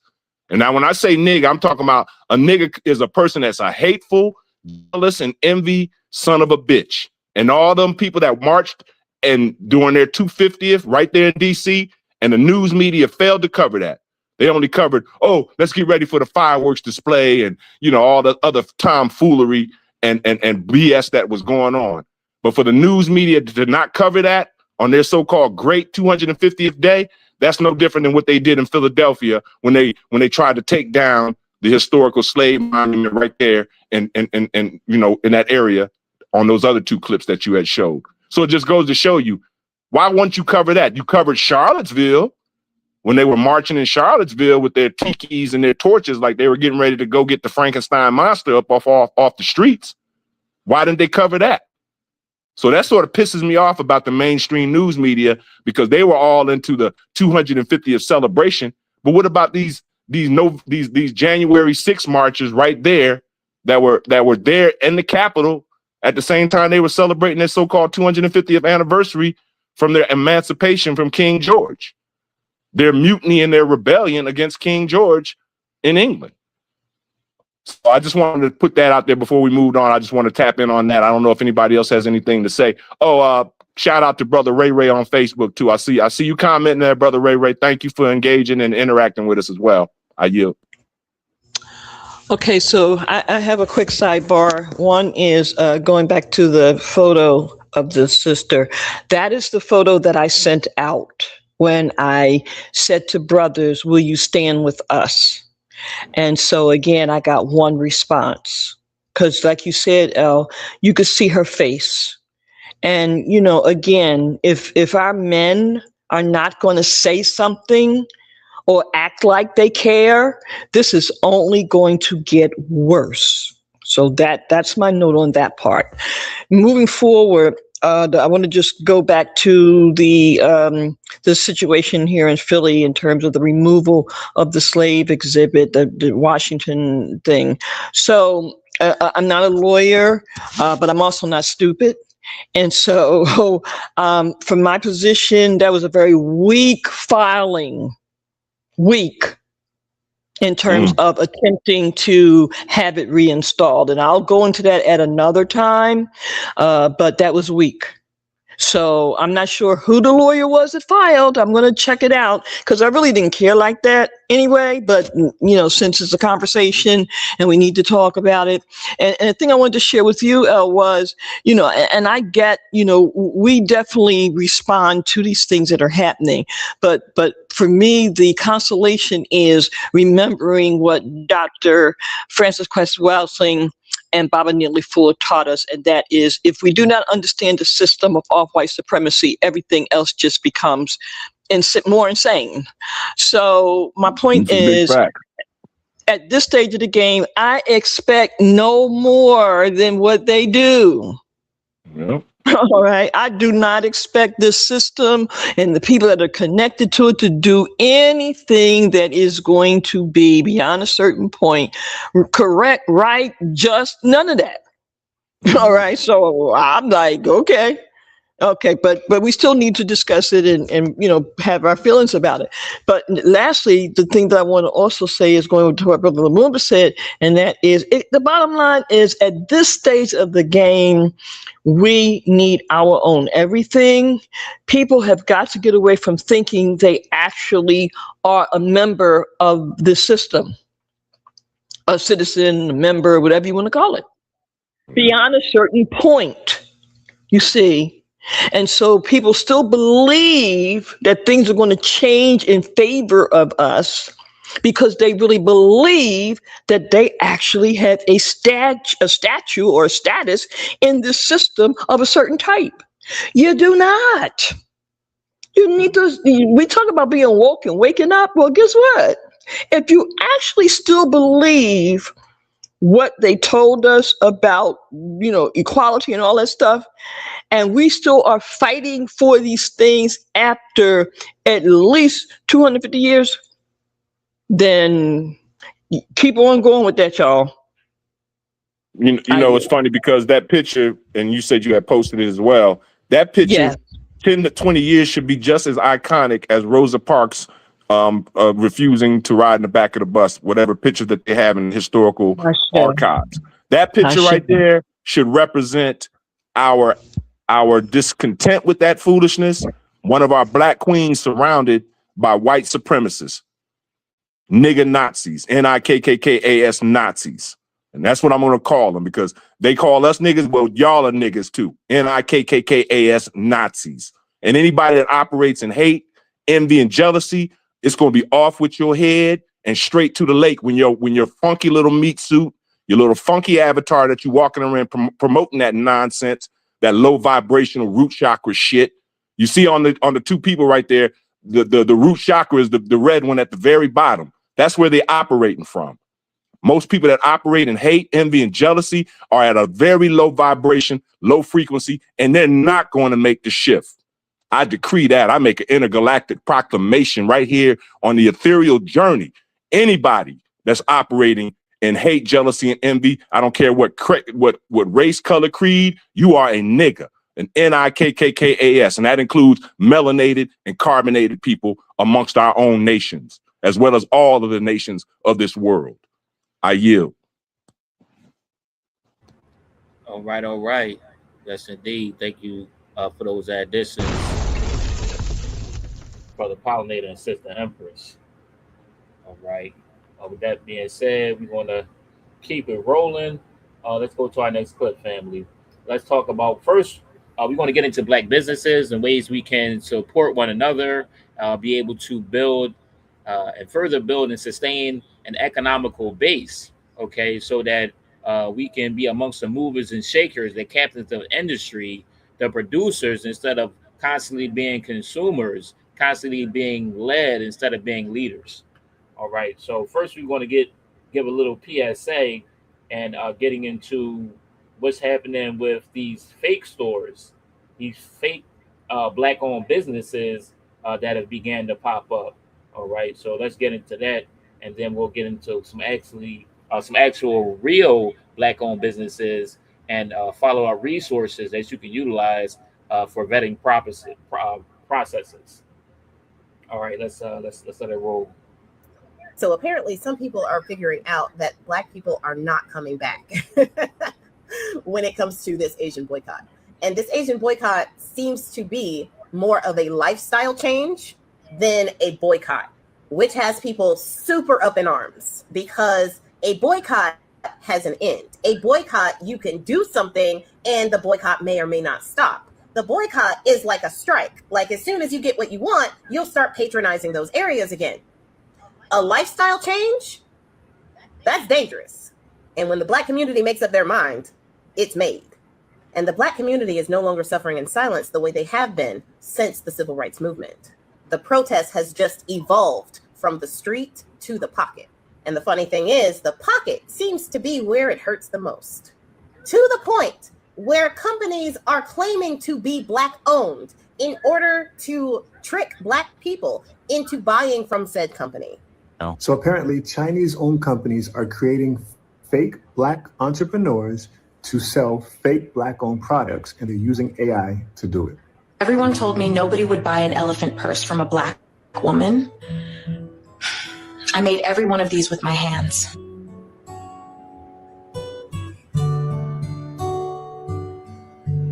This is not a real person. Here's another one. I design leather cowboy hats. Wait, are you serious? You design hats? Every detail. I pick the leather, choose the hardware, design the whole look. Like this one right here. I designed this. Oh, wow, that is beautiful. This is AI. Again, this is not a real person. I did the research. These people do not have a name. They do not exist. This is AI. The worst part is when I see these videos, I look in the comments and I see very conscious Black supporters who are saying they're going to buy it, or some saying they already bought it. They have no idea that they've been conned. Now, since November of 2024, Black people have started protesting with their pocket. Not only did Black people declare that they are resting and not going into the street for these No King protests, they have also been circulating their dollars within the Black community. Companies have been taking a hit from this. So they have been devising plans to make it seem as if Black-owned companies were selling some type of item, and they've been using AI to try to trick people into getting said product.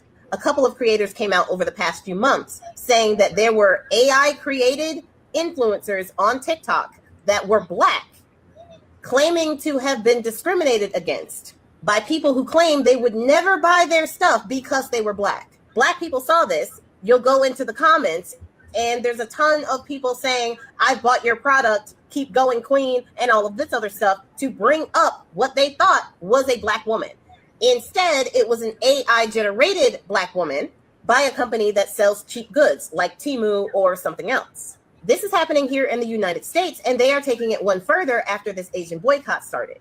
Some Asian companies have been reported to call themselves Black owned. They will hire Black staff and a Black manager so that when people go into the store, they think it is a Black owned store, but it is actually owned by an Asian company. Reese Waters just did a whole deep dive on this. If you want to know more about everything that's going on in the general sense, because it's diabolical. But the thing is, this boycott must be working because they wouldn't go through such lengths to try to trick Black people into going to these stores if Black people were already going to these stores. And like I said, stuff like this have been popping up since 2024, since Black people started putting their Black dollars into other Black businesses. So of course, when people are looking for a Black business to give their money to, some of these Asian businesses are revamping their stores and their websites to look as if they are Black owned.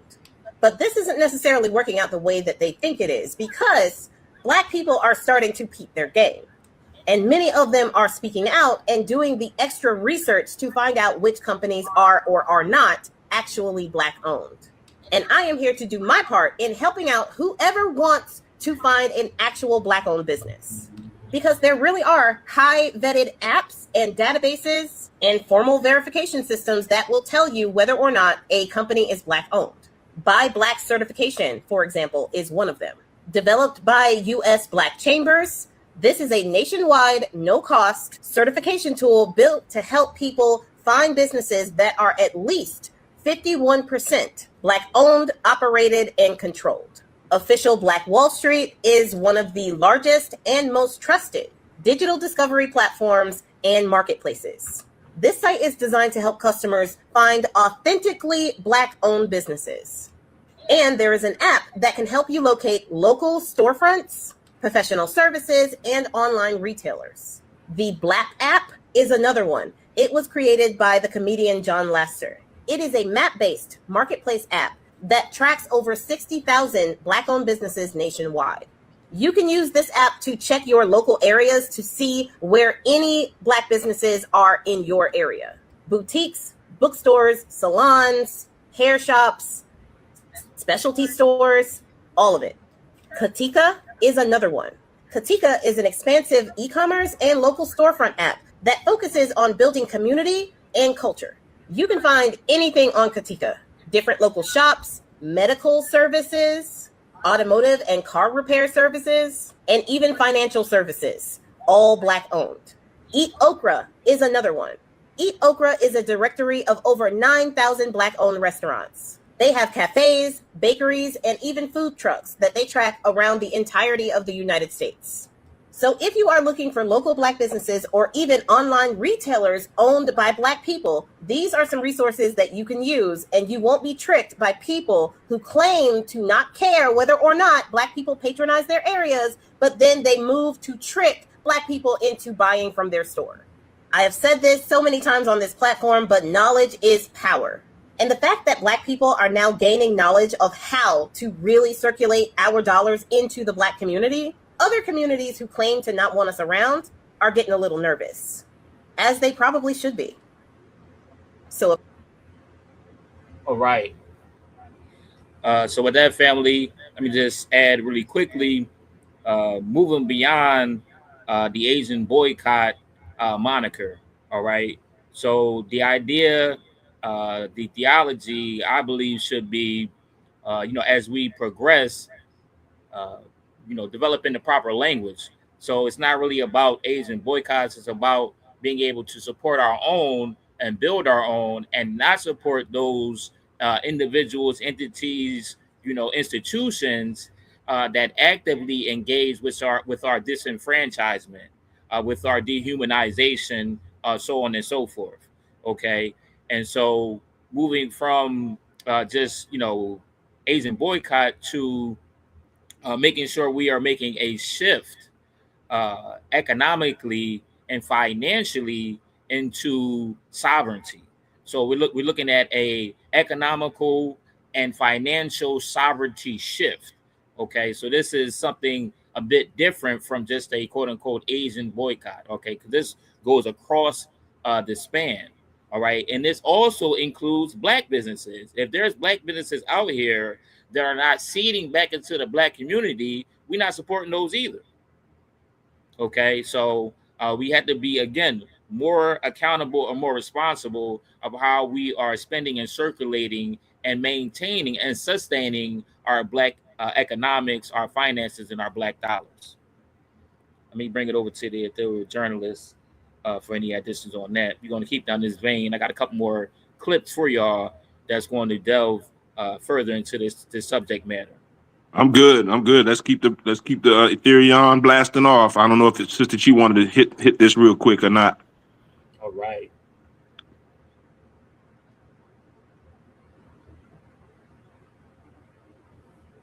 Okay, does it look like it?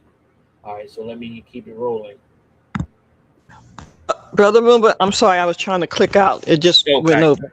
Okay, just briefly, because we're looking at this life change or whatever we want to call it, all across the board. I'm hoping folks will also incorporate Black Solidarity Day as an annual observance, right? So again, this is not reactionary, this is history. Incorporate in our lifestyle or in our whatever every year. Black Solidarity Day. It's there. And again, this year it'll be November the 2nd. It's been for over 50 years, the day before Election Day every year.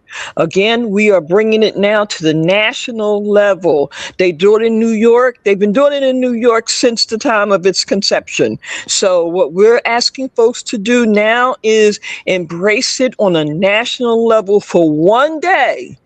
And again, we know we're not talking about just doing stuff once a time, one day, but just as a form of showing solidarity. For one day, folks are asked not to go to work, not to go to school, not to spend any money with anyone, particularly that doesn't look like us. If we do that on a national level just for one day, it will have an impact. It will also demonstrate what Dr. Carlos Russell wanted to be shown, and that is the power we have with our dollars. All right, Ashe. And to put further context on that, now Dr. Carlos E. Russell, who developed Black Solidarity Day, was also talking about if you're going to spend your money, make sure that you do it with a Black-owned business to actually support your own. Okay, all right. So then that would give us more of a opportunity and emphasis on finding out and vetting and being able to support those Black-owned businesses. Okay, so absolutely. All right. Are you going to keep it rolling, family? Let's go to our next aspect. All right, Black-owned businesses. Okay, let's let it rock.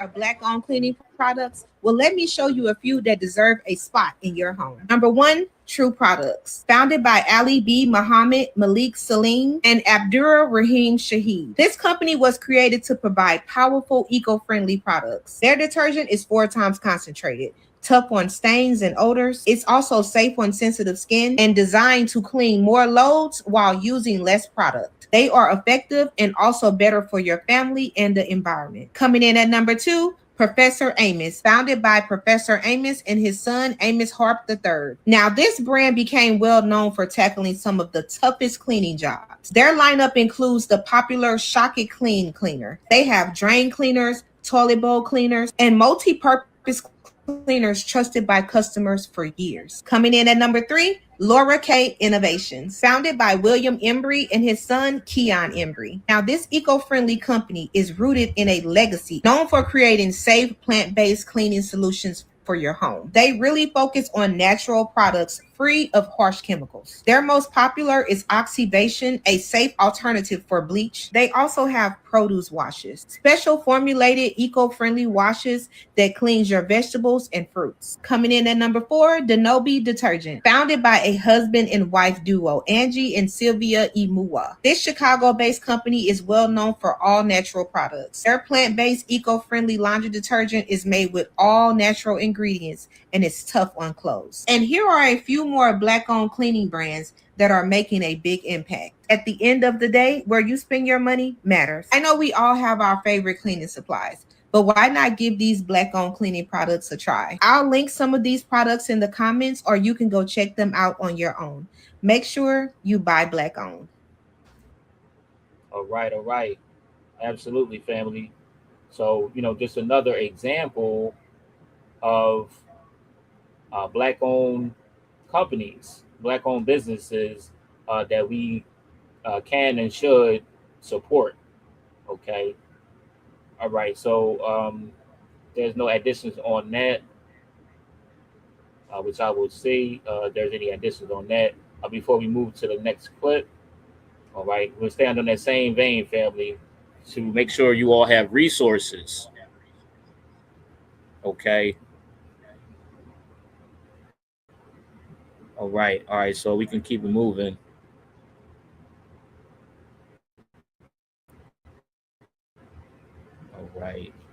All right. Yep. So let me go ahead and let's get some more information. Now, these are dealing with Black apps. Okay. Black social media platforms. All right. Let's keep it rolling. Did y'all know that there are Black-owned social media platforms? Well, let me get you hip, because here are 3 of the biggest ones that you should know about. Coming in at number 1, Fanbase, founded by Isaac Hayes III. This is another social media site where creators can earn money. You can get paid for posting videos, photos, going live stream, even audio. And unlike many platforms, you don't have to wait until you reach a certain amount of followers to become monetized. You literally can monetize immediately. Fanbase also has paid subscriptions for exclusive content. It's like having all of the social media sites in one. You can literally do everything. Coming in at number 2, Spill, founded in 2023 by Alfonso Terrell and DeVoris Brown. Now, this is a platform that focuses on real-time conversation, culture, and community. This community has been especially welcoming to Black creators. On Spill, you can post text, pictures, share interests with other creators while building a strong community. Coming in at number 3, the OG, Black Planet, founded in 1999 by Omar Wasso. Now, this is one of the early social networking sites focused on Black communities. Black Planet is considered one of the pioneers of social networking. Black Planet influenced so many social media platforms that came after it. As of today, it focuses more on Black culture, Black news, and it still maintains its mission of serving Black audiences. If you're always talking about supporting Black businesses, don't forget about Black-owned and Black-founded social media platforms too. Here are some other Black-owned and Black-founded social media platforms that you should know about. Now you know there's other options. Whether you decide to join them or not, at least you know they exist. Did y'all know that there are Black-owned All right. All right, so we keeping down that same vein, family. Okay, let me share my next. Again, information and resources. Okay, to help us make more discerned decisions and being able to continuously build on the Black dollar. Fireworks, barbecue, and a history most people were never taught. Today, I want to give the Black community something that goes deeper than a holiday. Because the truth about Black history, the truth about Black health, the truth about racism in this country is that it has always been out there. It lives in academic journals. It lives in scattered archives and institutions that were never built with our community in mind. People reach out all the time wanting to go deeper, wanting sources, wanting to read more. And I kept thinking, there has to be a better way to give our community access to this. So I built something. The Healing Starts With Knowing Library, a free, growing, searchable library built specifically for the Black community. Every topic, Black history, racism, health equity, backed by verified sources from Black institutions, historians, and peer-reviewed journals. Just facts with receipts. Shasia Washington died giving birth in Brooklyn the day before July 4th. A 5-year-old boy named Burtis Hardiman was given radiation by his school without his parents ever knowing. One man who never went to medical school wiped out 35,000 Black doctors with a single report. A Black man named Grandison Harris was forced to rob graves so white students could practice medicine. Anarcha Betsy and Lucy were experimented on without anesthesia so that modern gynecology could exist. And America once invented a fake mental illness for enslaved people who simply wanted to be free. All of this sourced, verified, and searchable in one place. Free, updated daily. This is not about me. This belongs to our community, to the student who needs a source, to the person who is tired of arguing without ammunition, to anyone who has ever felt like something was missing from the history they were taught. The truth has always been out there, and now you have the receipts. Comment receipts below, and I will send it directly to your DMs. Visit healingstartswithnowing.com, link in bio. This is where your journey begins. Healing starts with knowing. Follow for more. All right, family. There we have it. An index app that was put together by our good brother, Dr. Ford. All right, shout out Dr. Ford. Shout out our sister, brought those last two clips, Sister April Gambino. All right, so tap in with those creators, and they put out great information. So that's one of the ways where we support other Black creators, all right, and business owners and entrepreneurs by sharing their information. Okay, so if all of us did that a little bit more, we would go that much further. All right, family. So let me come back to the ethereal journal. If there's any additions, we're getting ready to transition into more current events. All right. So any of those resources you can follow up with. We're going to leave some information for you all at the end.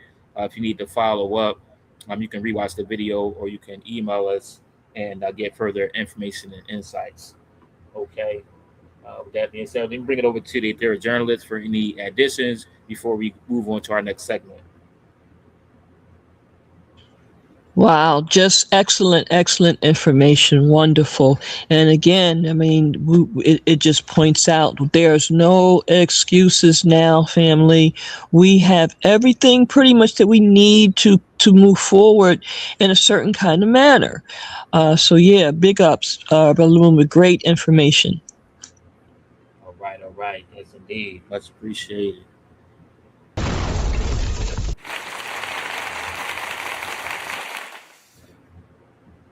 Okay.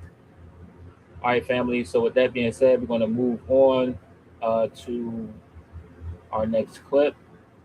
All right, and get some information on this last or on this recent report. All right, let me go ahead and share my screen. There's been another unaliving of a young black man. All right, let me go ahead and share my screen on that. Oh, hold on. Let me get pollinator back. I see he dropped off. All right, there he is. All right, let me get an opportunity before I go to this next clip for Brother Pollinator to tap in if you wanted to add in on that last segment. Oh yeah, I'm good. I mean, it's just let's start doing what we have been called to do for such a time as this, and let's support our businesses so that we can build our economic power. Just like every other nation comes in and exploits our community to take from us and let that dollar go in our community and out of it the next damn day, we need to get those dollars circulating back into our community, sort of like what we were doing in the early 1900s with all of those self-contained black towns such as Tulsa and Wilmington and Rosewood and about 20 other ones that were very striving communities that were self-contained and did not need to have anyone outside of us supporting us. So, in all the nations of people that want us to support them, you support us too. Don't just come in and take us and exploit our dollars and then you love our dollars. Our dollars are good with you, but us as a nation of people, you don't like us. So that's disrespectful. All this disrespect stuff gonna have to stop going into this next reset. We're not gonna be putting up with that foolishness. If you want to doggone support us, we'll support you. There's got to be some reciprocity in this so-called capitalistic society. Don't just capitalize on us and think that you're not going to give us something back in return. No, we have to, if you're going to take from us, we got to have some reciprocity. It's got to be equally and mutually beneficial for all parties involved and nations of people involved. I yield. I say, absolutely. That's exactly what we're talking about. All right. With that being said, let me go ahead and share this next report.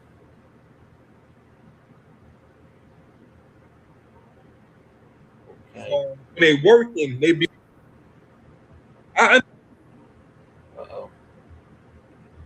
But how do we live in a world where shit happens every day? But how do you go missing with 3 friends? Mississippi. Didn't a black baby just get killed out there by a white cop? But this story is creepy because the 3 friends don't know where he at. Well, they just found his body today. He was missing since July 4th. But the story headlines will be this: 3 white men, 1 black man. 3 white men made it back.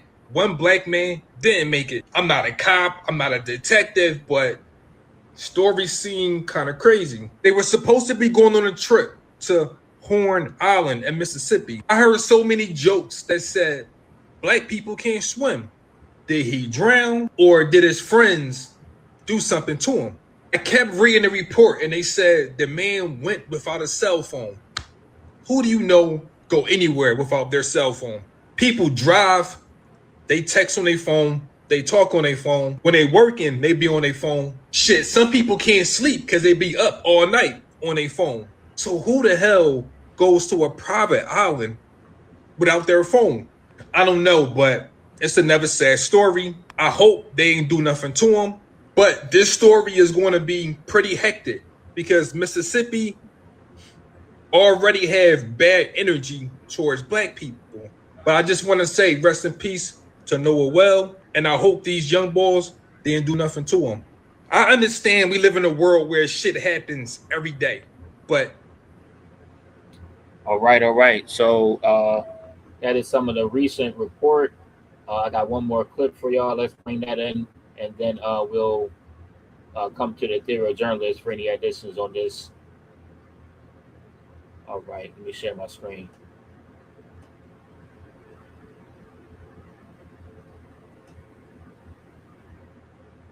High school graduate, pretty humble man from home. Nolan Wells, known to his family and friends as No. Ocean Springs, Mississippi, wide receiver, graduated 2025. High school graduate, pretty humble young man, a leader, 18 years old. I started not to make this video. It's my 4th attempt. And I got to thinking about his mom, his dad, and any black parents. They try their very best to vet their children's white best friends, their parents, and even their parents' friends. even try to vet where they work, their employment, just to be reassured that their kids are safe in predominantly white spaces today. The trust is gone now. Not to say that all Black folks can't trust white people. That's not what I'm saying. When you master discernment, when it comes to knowing which white people you can trust and which ones you can't, it comes on deaf ears. Hell, I've gone to war and come back and trusted some of the best men and women I can trust with my life, white.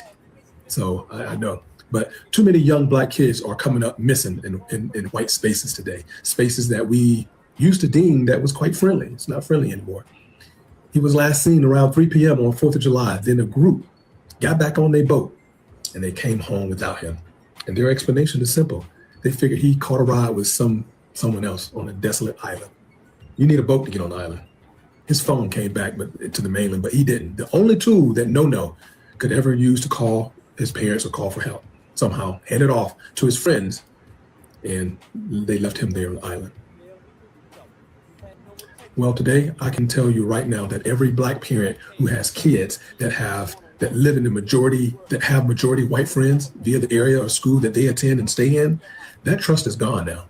Young Black men trusting his friends. Back in the day when I was your age, we used to have discernment, and if we didn't have that, we listened to songs like this. Truth has been party, y'all be well.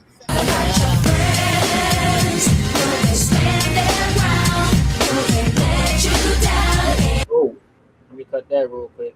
Hopefully I don't get we can't play music like that on here. All right, but anyway, you hear the report. Again, we don't own the copyright to that music. Just sharing the information on the post. All right, so using the fair use notice once again. All right, let me bring it over to the ethereal journalist before we continue. Go ahead, Al.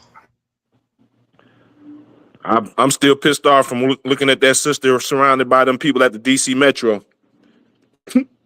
But, same story, different day. Another young Black man missing who trusted probably in his friends who were of another nation of people. And he goes to the island and Gilligan is definitely not there neither. It ain't nothing but them. In Mississippi, come on. Y'all remember what happened to Swarner, Schwartz, and Goodman, the 3 Mississippi boys that were missing, that went down there to do what they did. And it just sort of dredges that whole thought and that whole imagery up, but they were, they got taken out with the brother. These 3 came back alive and the brother didn't come back from the island. Was it an Epstein Island situation popping off up in there? Did they leave him with somebody that they set him up with on that island? I'm just speculating, but damn. How you going to, continue on going down these paths where we trust people? And like the brother was saying in the video, we as parents now got to vet even the friends, whether I don't care what nation of people they are. They could be white, Chinese, Puerto Rican, or alien coming from another planet. You got to vet who your children are around, because he was an 18-year-old young man. I think he was in his first year of college or university or whatever. And now he's gone.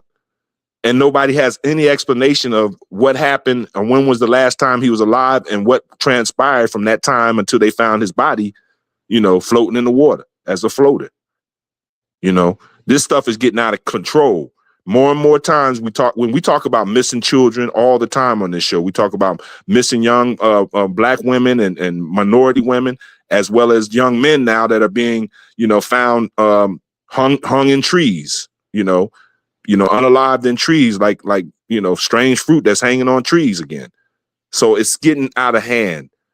And I'm calling on universal judgment now at this stage of the game, because if we as Black people are people that care about our children will not step up, I'm calling on the ancestors. I done called my sister into this mix now. Nucci and Net, she don't play games in the ethereal realm. You F with me, she don't play games about me. She gonna come get you. She did that while she was here on the earth. She protected me in the streets of Philadelphia. She was known to get real rowdy with her. I'm calling on the ancestors right now to clean up some of the stuff that we are failing as a collective in this natural realm of time and space to come together and stop these atrocities from happening to our babies and our children. That's what I'm calling. I'm calling down divine universal judgment on all these fools. That's my thought right now. I'm on a timeline of judgment at this stage of the game because this is getting out of hand. I yield.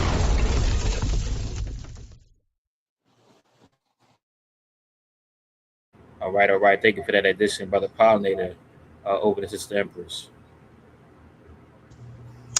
Yeah, well, Mississippi, there's been a lot said about Mississippi over the years. Our Saint Nina Simone made a song about it, Mississippi GD. Anyway, so this is just, oh my gosh, it's heartbreaking. The other thing too is we not only have to vet our children, make sure that they know and understand, but also for those who are more inclined, make sure they don't even choose these people as their friends. How about that? Why? I mean, and we know the reason why, actually, because in too many, shall I say, communities, for you to have a off-white friend, associate, or whatever, kind of gives you the appearance of some kind of, accomplishment, for lack of a better terminology. So too often folks are encouraged to engage like that. And so I'm just glad that some of our people know not to do that, not to try to particularly have our children. And don't get me wrong, I'm not talking about socialize. I'm not talking about that. Of course, our children need to know who to socialize with, whomever. But to embrace as this actual friend thing, that's dangerous. That is totally dangerous. So as mothers, see, this is why I'm so kind of like focused on our sisters, our Black women, because Black women need to be a little more intelligent about certain things. Really, and more realistic. You see, because we're the ones that instill into the children certain kinds of things at a very early age that they're going to be confronted with. And if those seeds that we don't plant there is not there, that we can plant is not there, then when they encounter certain things, their capability of maneuvering and doing what they need to do to combat and so forth, it's less of the possibility. So again, there was one other thing I wanted to mention, and it just slipped my mind. So I'm just going to leave it at there for now. All right. Indeed, thank you for that addition, Sister Empress. So, with that as well, I know it's difficult, if not impossible, to be able to dictate to children, who they're going to associate with and, who they're going to choose in their friend groups. So it is important and pertinent for parents, as was stated previously, to be able to dig in to vet, who the children are, who their parents are, who their parents' parents are, and to have as much information as possible so that they can impart that upon their children to make the most discerned decision that they possibly can. The other thing is being able to look out and watch out for red flags. Okay, one red flag was, for me at least, from my perspective, a private island. Okay, red flag. Oh, who's there? What? Whose island? I don't know about that. Okay, red flag number one. Red flag number two. Okay, who is up in the joint? Who is the other friend in this friend group? Right? I need to see at least one other minority. I'm sorry, just out of the sheer mathematics of it. To get rid safe of spaces, safe spaces, like you said, like you guys were saying. You got to click up sometimes. So Yeah. the fact that he's the only Black friend in that friend group, that's concerning to me. Red flag number two. Okay, so these are the things that I'm looking at as I'm analyzing the situation, and I'm saying, no, that's a no-go for me. I need at least see an Asian, an Indian, another Black person, something. But So the ratio wasn't just sitting right for me. All right, so this is just something I would be looking at as far as, you know, we talk about discernment.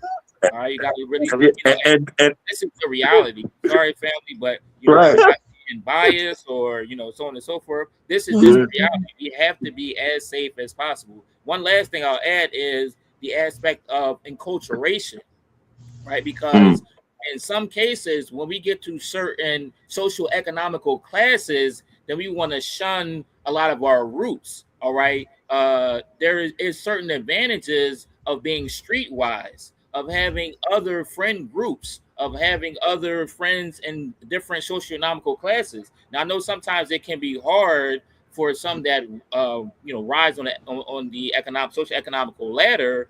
You know, they might be in an affluent neighborhood. There's not a lot of black folks. You know, there might be, you know, a plethora of, you know, Europeans, so on and so forth. So I'm, you know, in that case, once again, you know, I'm sorry, not sorry, but you have to sometimes go out of your way in order to have your children engaging in some other aspects of culture, you know, and other elements that is outside of that social economical spectrum. So again, they can be more empowered, more informed, all right, and have other aspects of discernment, you know, to be able to pick up on things and notice things. These are some of the things that we learn, you know, coming up in the quote unquote hood and some other economical spheres. You know what I'm saying? Our antennas be on peak.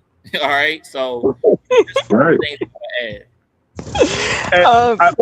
And let me piggyback and don't think or don't be fooled by the association because we all play football together or some sports related type of thing, which I think that's what the case was. They all played football for this Mississippi high school, so there's a little bit of trust and a little bit of loyalty developed just through the sports that they you know, had camaraderie in. So even within those elements, you gotta say, okay, well, let me get another brother that play on the team. It'll be 3 versus 2, so that if we go to Epstein Island, at least me and him can try to, you know, fight our way back to the shore and not get wiped out by you jokers that's setting us up on some foolishness. You know, we ain't going for that no more. Like you said, now ain't gonna never be no 3-on-1, especially off mainland too. Man, man, that's crazy. And what are you laughing about so much, Sister Chi? You got the giggles. You know what you're laughing about. I'm taking them back. It's all facts. That was some funny stuff. No facts, no cap. All right, yeah, gotta keep it real. No doubt, no doubt. But I wanted to add. Remember, my thought kind of drifted away from me for a moment.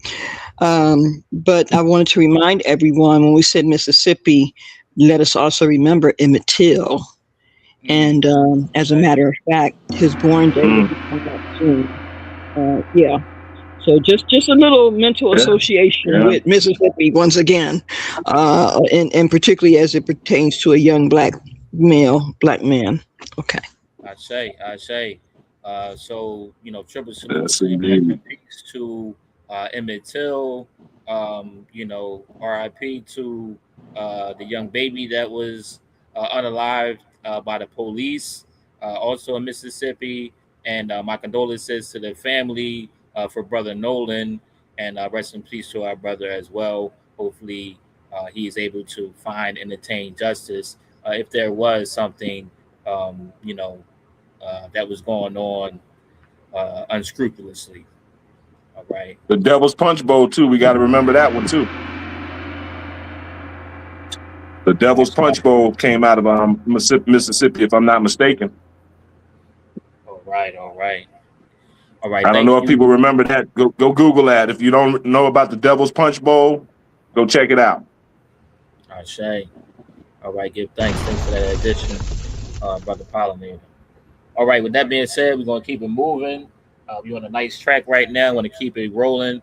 Don't want to get too far over time. But let's go to our next story. All right.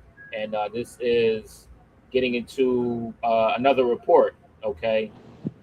All right. So this is more current events. Now, let's just check this out. Check out the narrative, right? And the way things played out. Okay. This is another story. You know, don't want to see the death of any innocent persons. All right. And so I say, you know, condolences to the family there as well. But again, just another snapshot of the injustice system, of the corruption, so forth, that is embedded within these police departments, all right, and some of the culture that is surrounding it. All right, let's let it rock. Understand this, okay? It's a horrible story. Police chase the wrong man. They believe he's a black man. He's not black. They believe he's black. And they put bullets inside of his car, inside of his body, and they allow him to completely bleed out while they argue amongst themselves if they even shot. Here it is. In January, 2 911 callers reported a white van driving erratically, saying 2 black guys were inside and had a gun. Police found a white van. They rammed it twice on purpose, flipped it on its side, and fired 27 shots at the driver. The driver was John Genuine, a white man alone with no gun, not the guys they were supposed to be chasing. And think about it for a second. 27 shots because they thought he was black. That's the level of excessive force we're talking about here. Only 7 shots hit him. None alone killed him. He bled out slowly inside the burning van, while officers stood outside debating whether they'd even hit him. Nobody called for help. He died over 5 minutes while at least 8 officers watched. Police told his parents over 17 hours later that there'd been an exchange of gunfire. There wasn't. He never fired a shot. He was an engineer driving to fix equipment. 2 of the officers who fired had received awards for distinguished service. One of them got the Department Life Saving Award. And the same department is facing 2 whistleblower lawsuits for hiring unqualified officers and firing staff who tried to report it. This is what our tax dollars fund. And the authority to kill handed to people who can't even get the basic facts right, then lie to a grieving family about it. They thought it was black. They recklessly shoot and kill him. They realize their error. They lie to the family. They tell the family it was an exchange of gunfire. There was none. Put up full mass. These are the allegations. According to The Intercept, in the early hours of January 6, 2026, 2 911 callers in Michigan reported a van driving erratically. Within an hour, police found a white van, crashed into it twice on purpose, and fired 27 shots at the driver while the vehicle lay on its side. It was also burning. At least 8 cops watched as 34-year-old Navy veteran John Genuine bleed out and died inside of the vehicle. Of several inconsistencies in the police response, one stood out. The only physical description provided to the dispatcher was that, quote, 2 black guys were driving the van. And the caller said they'd brandished a handgun at his wife. However, the victim was white, driving alone and completely unarmed. That's not what police told the victim's parents, however, when they contacted them the following evening. Now, this was 17 hours after killing their son. Quote, "We were told that there was an exchange of gunfire and that John was killed." That's what John's father, Larry, told The Intercept. Call it naivete or whatever you want to call it, but our first thoughts were, oh my God, what did he do? Why did he cause this? End quote. They believe the cops. Their son, John, an industrial field engineer traveling to repair $1 million lasers, just had his work equipment. No gun was ever found in his van. And the officers who caused 2 intentional collisions appear to have violated their own policies, which the department updated after the police killing of George Floyd, testing the limits of the post-2020 police reforms. Quote, "Come to find out, he didn't do anything to cause any of this," Larry said. "He was not the guy they were supposed to be chasing," end quote. See? But they thought he was black. They thought The people in the van or the person in the van was black. All right. Let me stop my screen share there, family. Okay. I just wanted to folks to take note of the narrative that was fun. And you know how often, unfortunately, people have selective outrage. Okay, so when you see these injustices, a lot of the times, it's framed to be justified, and the victims are often looked at and investigated. What were they doing? What were they wearing? Why didn't they just comply? And all these other cop outs that are utilized. And it's unfortunately that these realities don't hit home until those tragedies hit home, and then people's eyes begin to open and see the levels of injustice. All right. And I wonder if this would have gotten the same type of reaction had it actually been two black guys. All right, let me go over to the ethereal journalist before we move forward. Brother Pollinator, let's come to you first. Any additions on this?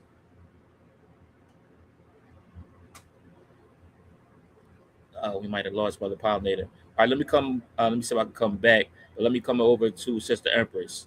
Any additions on this? Wow. Yeah. I mean, it never stops. It never will. And, again, we're just able to see it a lot more, not just clearer, but, we're able to see these things in such a way that there's no question at all what's really going on. And again, I always have to ask, what is our plan? What are we talking about doing? Because this is not going to change anytime soon. In fact, it's only going to get worse. So, another unfortunate situation in both cases, in both situations. But again, my focus is and will continue to be mapping out what we need to do. Ashe. Thank you for that addition.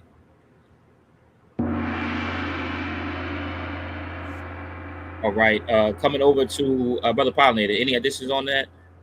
Nah, I'm good, man. I'm just sick and tired of all this nonsense going on with our children and these polices. These 18,000 runaway slave patrols that cover this country from coast to coast, north, south, east, and west. I'm just sick and tired of the abuse, the disrespect, and the just treatment of us as second-class citizens, maybe even third and fourth-class citizens at this stage of the game. It hasn't gotten better since we fought for what we fought for 30, 40, 50 years ago. So it's like you're treating us the same way. So every time I see one of these type of videos, it just sort of it irks me, man. I just, I get into my root chakra. And see, when I get in my root chakra, that means anger is going to come out. When anger comes out, I go to my dark side a little bit. And I don't want to go there tonight. So I yield. Right. Just bring clarity on that one more time. It was not actually a black person that was unalived within that situation. They thought, and the report said initially, that it was two black people and that one, if not both of them, had a gun. When they rolled up on the car, they immediately rammed it twice and started firing 27 shots into the vehicle. They then sat there for a period of time and let the young man bleed out, later to find that it was a relatively young man, European veteran. Okay. Veteran. Right. Yeah, So when I was off, I might have missed that part. But yeah, when I was off the grid for a couple seconds, I must have missed that part. But yeah, it's sad. But Yeah, so just interesting how, once, when they thought that, the perpetrator, the quote or the suspects, they were black, their automatic reaction was to ram the car, knock it on the vehicle. All right, yeah, they rammed the car, knocked it on the side, and immediately started unloading on the vehicle. All right, where they unalived the gentleman after, again, after the exchange, they did not immediately, well, not exchange. After they unloaded, they didn't immediately, go to see the condition of the person, so on and so forth. They were arguing back and forth. The report later says about if they hit him or not. They later on found out after he bled out that it wasn't even the person that people they reported on in the first place. Well, but assuming that it's always one of us, and then not paying attention, other people gonna start taking L's because they're so aggressive, thinking it's us. So that's just something that the police department's gonna have to start filtering out when they start going after suspects. You better make sure it ain't one of yours, because you're gonna treat them like they one of us, and then guess what? You end up taking somebody else, and I'm certain their family getting ready to get paid real quick. Right. So I was talking about the selective outrage that a lot of people have with injustice until some of these experiences hit home, right? Yeah. And this should be an eye opener into the larger scope of things, the macrocosm in general of police culture, right? Mm-hmm. And police bias, police corruption. Mm-hmm. All Great points. All right. So with that being said, family, we're going to keep it moving. All right. And let's play our next clip. We're going to take it internationally now and see what some things that are happening across the globe. All right, let me go ahead and share my screen. I'm going to hear some updates. Shout out to Democracy Now! With Amy Goodman. Welcome to Democracy Now!, democracynow.org, the War and Peace Report. I'm Amy Goodman. In Iran, millions of people have taken to the streets of Qom and other cities for a fourth day of funeral proceedings for the late Supreme Leader Ayatollah Ali Khamenei, who was killed in a U.S. airstrike February 28th, along with his daughter, son-in-law, daughter-in-law, and 14-month-old granddaughter. On Monday, President Trump renewed his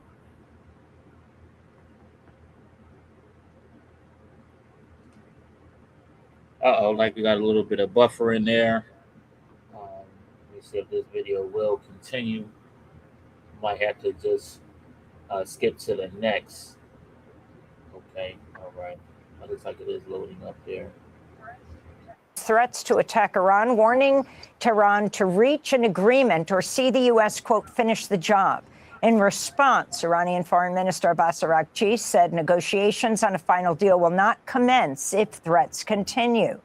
Meanwhile, Iran's Revolutionary Guard reportedly fired missiles at ships transiting the Strait of Hormuz overnight. The British Navy reports a Qatari tanker carrying liquefied natural gas caught fire after it was struck. A Saudi-flagged crude oil tanker was also reportedly hit. The ships were attempting to pass through a channel closer to Oman, bypassing Iranian-controlled waters. Hamas has announced it'll dissolve its civilian governing body in the Gaza Strip and hand over power to a new Palestinian technocratic governing authority. The establishment of the National Committee for the Administration of Gaza is part of the U.S.-backed 20-point plan to end Israel's war on Gaza. Israel agreed to the deal last October and has since violated it on a near daily basis, killing some 1,100 Palestinians. On Monday, Israeli strikes on Gaza killed at least 4 Palestinians, including 2 killed when Israel bombed a site that provided safe drinking water to thousands of families.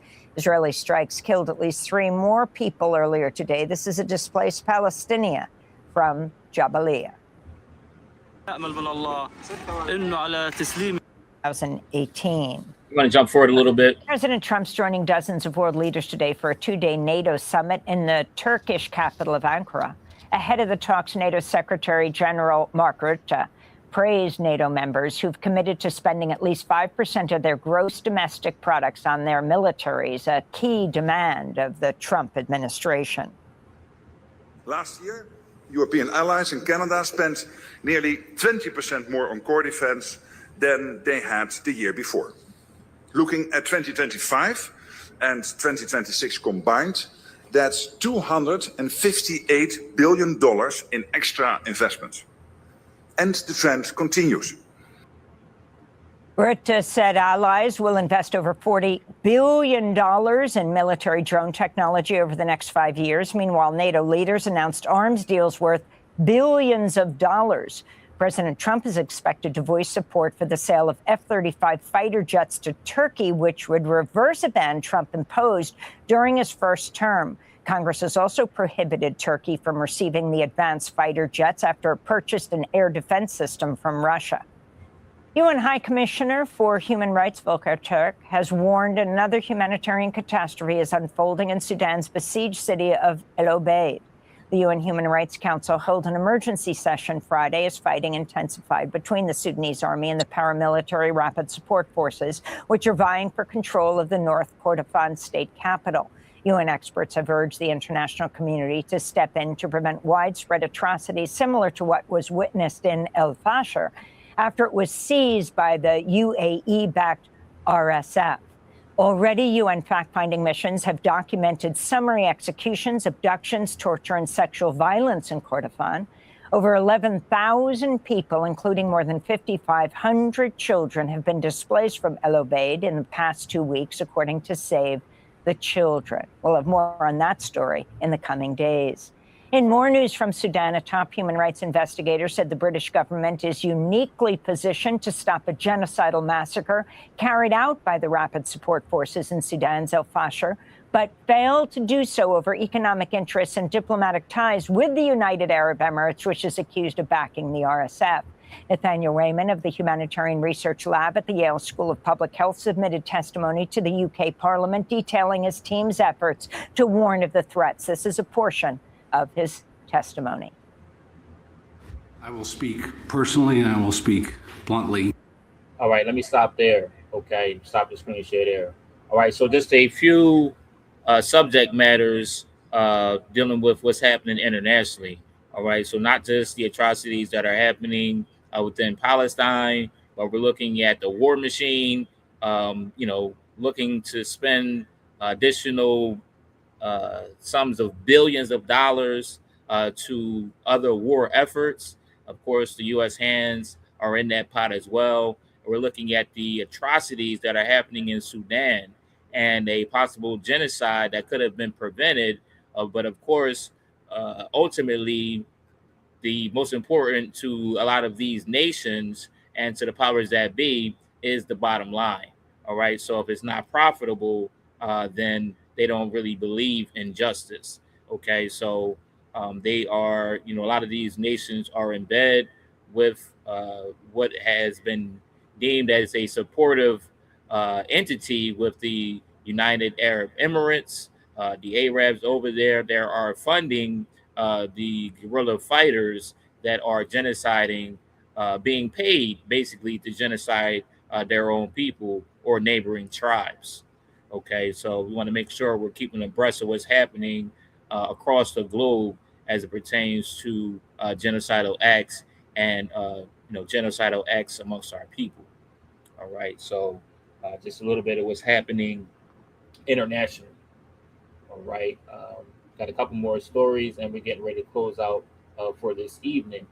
Now, in that same vein, interestingly enough, we have a recent report from the United Nations as it pertains to the labeling or the jurisdiction that's been placed, or the recent decisions in order to call out what many people have been calling out for years, for decades, and that is the cause of genocide. All right, so let's see that clip really quickly and look at now how things are seemingly shifting as it pertains to worldview with the United Nations and with a lot of the European nations who were in support of Israel and the Palestinian or Gaza occupation and war. And now we're seeing calls of crimes against humanity and genocide. Let's take a look. Anyone who has served in the Israeli Defense Forces in Gaza since October 2023 must be considered a suspect for the commission of war crimes, crimes against humanity, and the crime of genocide. Our commission has now released 16 reports. We'll be releasing our 17th next week, dealing with the situation of children. And all of our reports make recommendations. We must move beyond expressing deep concern and strong condemnation to addressing the questions that these states have asked today. What more can be done? Accountability is not about the leaders alone. Malaysia raised the question of dual citizens. Anyone who has served in the Israeli Defense Forces in Gaza since October 2023 must be considered a suspect for the commission of war crimes, crimes against humanity, and the crime of genocide. The issue of accountability extends beyond warrants issued by the International Criminal Court. And speaking of that court, what has been done to support the court while it is under attack from the United States? What has been done to support the special rapporteur? The attention now must move beyond concern and condemnation to action. Many states referred to positive actions that have been taken, sanctions on individuals. What more can be done is to start targeting institutions, not just settlers, but settlements themselves, to prevent the transfer of financial assistance, whether through trade or donations.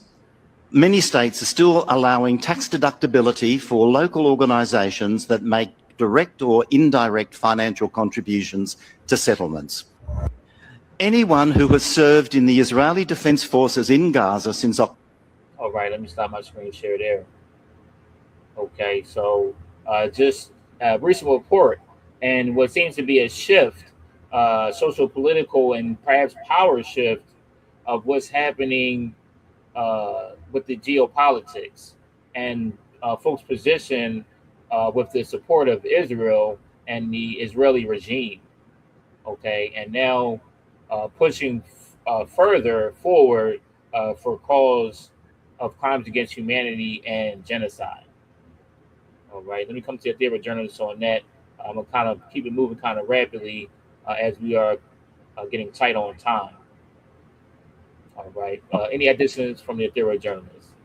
No, I'm good. Great information for everybody to know, especially our Theory of Journey audience, and keeping abreast of what's going on internationally and keeping those, keep on tying those stories together and those storylines, as well as backstories, because it's all related, connected, and associated to the bigger picture and the bigger story that's being told right now. So I'm gonna keep it. I'm gonna yield right there and just let's keep it moving.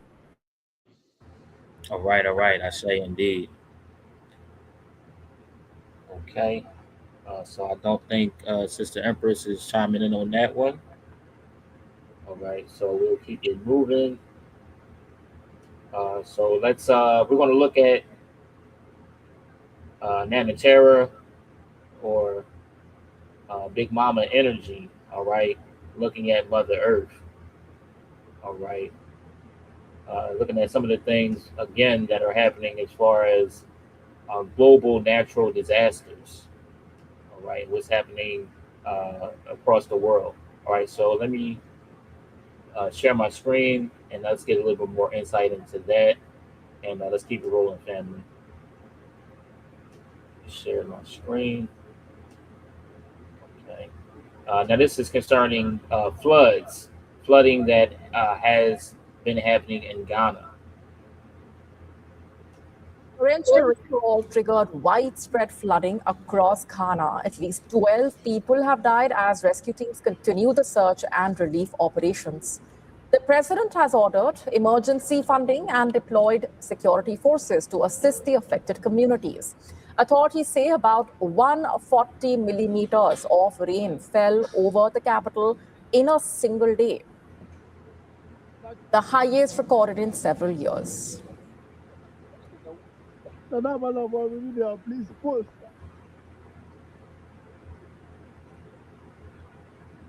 In fact, officials say that climate change, rapid urbanization, and poor drainage have combined to worsen the flooding.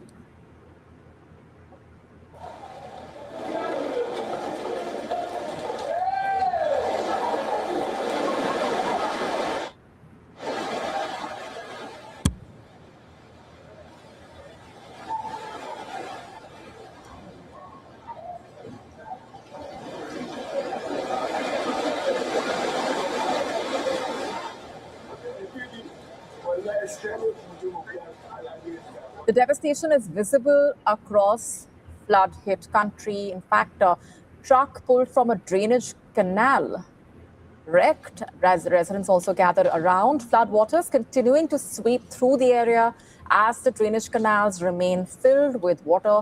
Families sorting through their belongings piled along the walls and wading through waist-deep water. All right, let's go to another report on that and just give a little bit further context. I just saw some of the most devastating videos coming out of Accra. If you didn't know, it's rainy season in Ghana, and Accra is carrying a brunt of the weather events that are happening, where there is a lot of flooding going on in areas like Achimota, Kaneshi, and Spentex. That's just to name a few. Now, the problem is that this is not something that has only happened once in a lifetime. 15 years ago in 2011, we had a similar weather event that claimed the lives of over 100 people. And according to the president of the Institution of Engineers in Ghana, this is an issue that can be remedied. It's caused because lagoons have been built over, wetlands have been built over, drainage systems are clogged. And so when it rains heavily, the rain has nowhere to go except for in population centers, and people's lives are being upended. This is a message to people in the diaspora who enjoy Dirty December, like I have, and have felt a connection to the country because the people are so welcoming. I really do think that we need to see what we can do to support our brothers and sisters in Accra as they are struggling to deal with these kinds of weather events. So civil engineers, hydrologists, people who are understanding city planning, if they could partner with organizations that are already there and doing the work, I think that would be amazing. For those of us that don't have technical training, we can always donate and help to support communities whose lives have been upended because of these floods. You all can see the videos online. It's just absolutely devastating. And we all enjoy Ghana so much. So we can't leave Ghana when they need us as well. So whatever we can do, let's do it. All right, let me stop the screen share there. Okay, so a little bit more context on what's happening over in Ghana. Major flooding that is happening there. We also are seeing earthquakes that are happening all across the globe. All right, we're also seeing within the planet, we're seeing solar flares, CMEs, and things of that nature that are ravaging across the country as well. I mean, across the world, as well as heat waves. And so there's a lot of natural disasters of all shapes and sizes and kinds that have been ravaging the earth as of recent. Okay, let me share another clip here. Let's look at some of these earthquakes that have been happening.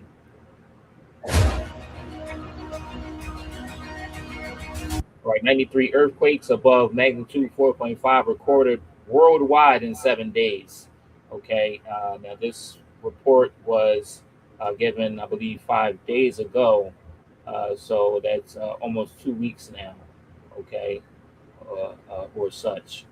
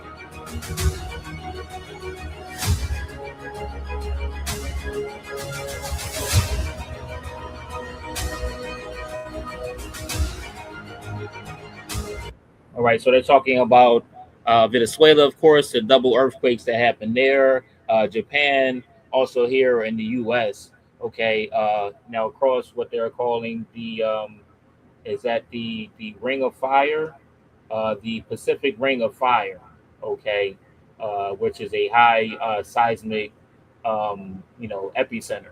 Okay, so you have earthquakes that are happening all across the globe as well, as I stated it, as well as sun flares, CMEs that have scorched across the earth.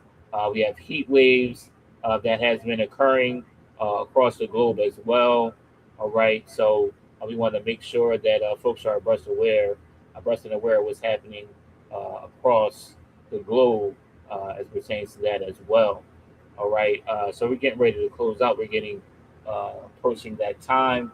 I want to highlight just a few more stories, or one more story, and we'll come to an aspect of ethereal inspiration and get ready to close out for this evening. All right. Before I do that, come to our next segment. We're going to be done with tech. All right, bringing it back around to sacred geometry. All right, coming back to that 369 aspect. Before we do that, let me come to the ethereal journalist for any additions on that before we move to the next segment. Well, yeah, I'm just gonna hit it real quick because I know we press for time right now, but we got to also consider that, like you said, the heat wave stuff was popping off in the northeast part of the country, and see, the news media just covered that 29 people in New Jersey actually died from heat-related illnesses. See, you don't hear that as much nationally, but they should be talking about that because this heat dome continues to take people out. And parts of Colorado and Utah are currently have several wildfires that have scorched thousands of acres of land, and now the smoke plumes are creating thunderstorms, or what they're calling firestorms, that are creating these different kind of elements, because the plumes of smoke are creating thunderstorms, are part of thunderstorms now. So we got to pay attention. And this is right here in the good old US of A. And then, as we know, Europe is also on fire. A lot of European nations are evacuating neighborhoods and villages because a lot of them are being endangered by the encroaching flames upon their homeland, or their places of where they live at and their residence. So we got to look at these things and start, like you said earlier, what is Nana Earth doing right now? What is these earthquakes are about? Are these birth pains? Are these a sign of things getting ready to transition? Because now the universe, the earth, the sun, everything is coming together to sort of kind of send a message to humankind. And let's be real. One scientist said that the 10 solar flares that just came off the sun, they're calling it the machine gun sun right now. Okay? So people need to start paying attention to these things before they come visit your front doorsteps and you find yourself wading in the water. Like those brothers and sisters were doing in Ghana, we just saw. So I just want people to continue to get their bug bags, have some kind of escape plan when these type of disasters possibly might visit your neighborhood, your town, your village, whatever, so that you can survive, because there's a lot of things happening. And you can only save yourself, because there's not going to be no white guy, Caesar Borgia, rapture lie in the sky going to come save you right now. You have to be prepared so that you won't end up taking no L's. I yield. All right. Thank you for that addition, Brother Pollinator. Any additions, Sister Empress? Only that for me, my assessment of certain things is that the process of elimination is in effect. For quite a while now, our ancestors, our elders in particular, have been telling us certain things. And for whatever reason, many of our people wait until it's too late. And unfortunately, I hate to say it, but, we're here to speak truth to power. I strongly think that this is what we're going to see in the years to come. Remember, Katrina, for example. See, we have examples where our people were told specifically certain things. And for whatever reason, we don't heed to it. How many years have some of our people been telling us about food? About what we should eat and should not eat, or what we need to wean away from, and things of that nature. And so people have just ignored some of the basic things that have been said. And so look at education. How many years has it been that some of our ancestors and educators have said specifically, warned us about certain things? So for me now, I just have to say, some of us are not going to sit back and act like these things have not been shared before. And now to ignore it with all of the information that is so readily available and put in our faces daily, for people to act like they still don't get it, they unfortunately, in my opinion, will suffer the consequences. Quick question, Sister Chi. You said process of elimination. Is that equivalent to maybe saying the earth and the universe is purging? That's one way to look at it. Yeah. I mean, I'm see, as you know, there are multi things going on at one time. So, and there's different levels of it. So in response to your question, yes, I think that too. Absolutely. Right. Yeah, when you said process of elimination, I'm like, okay, yeah, I'm glad you, you definitely made that clear on that's probably what we're talking about. Because some people think that, the purge was supposed to be us getting one day to go out and kill whoever we unalive whoever we want based on the movies, but they don't realize that this is what's happening universally and cosmically, as well as Earth and Sun and Moon and everything else that's telling us we're gonna be the ones that do the purge, not you all. You're not gonna have that chance. We're gonna do it. So I just want to make sure that we are on the same sheet of music. Yeah. Again, I think it's in different ways and different arenas that it will affect. It's just like when we have the discussion about religion. I mean, there was a time when we had no choice about certain things. We were forced to do certain things. We were forced to eat certain things. We were forced to believe certain things. We were forced to observe certain things or to celebrate certain things. We were forced. We had no other option, and in many instances knew nothing else.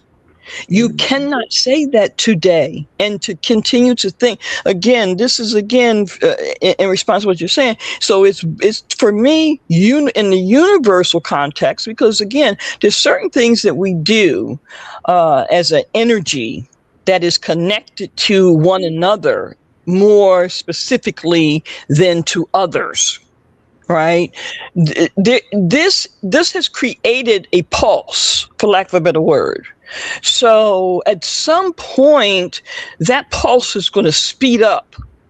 And I think that's what's happening. You see, so again, I can address it on different levels, but again, I agree with what you're saying.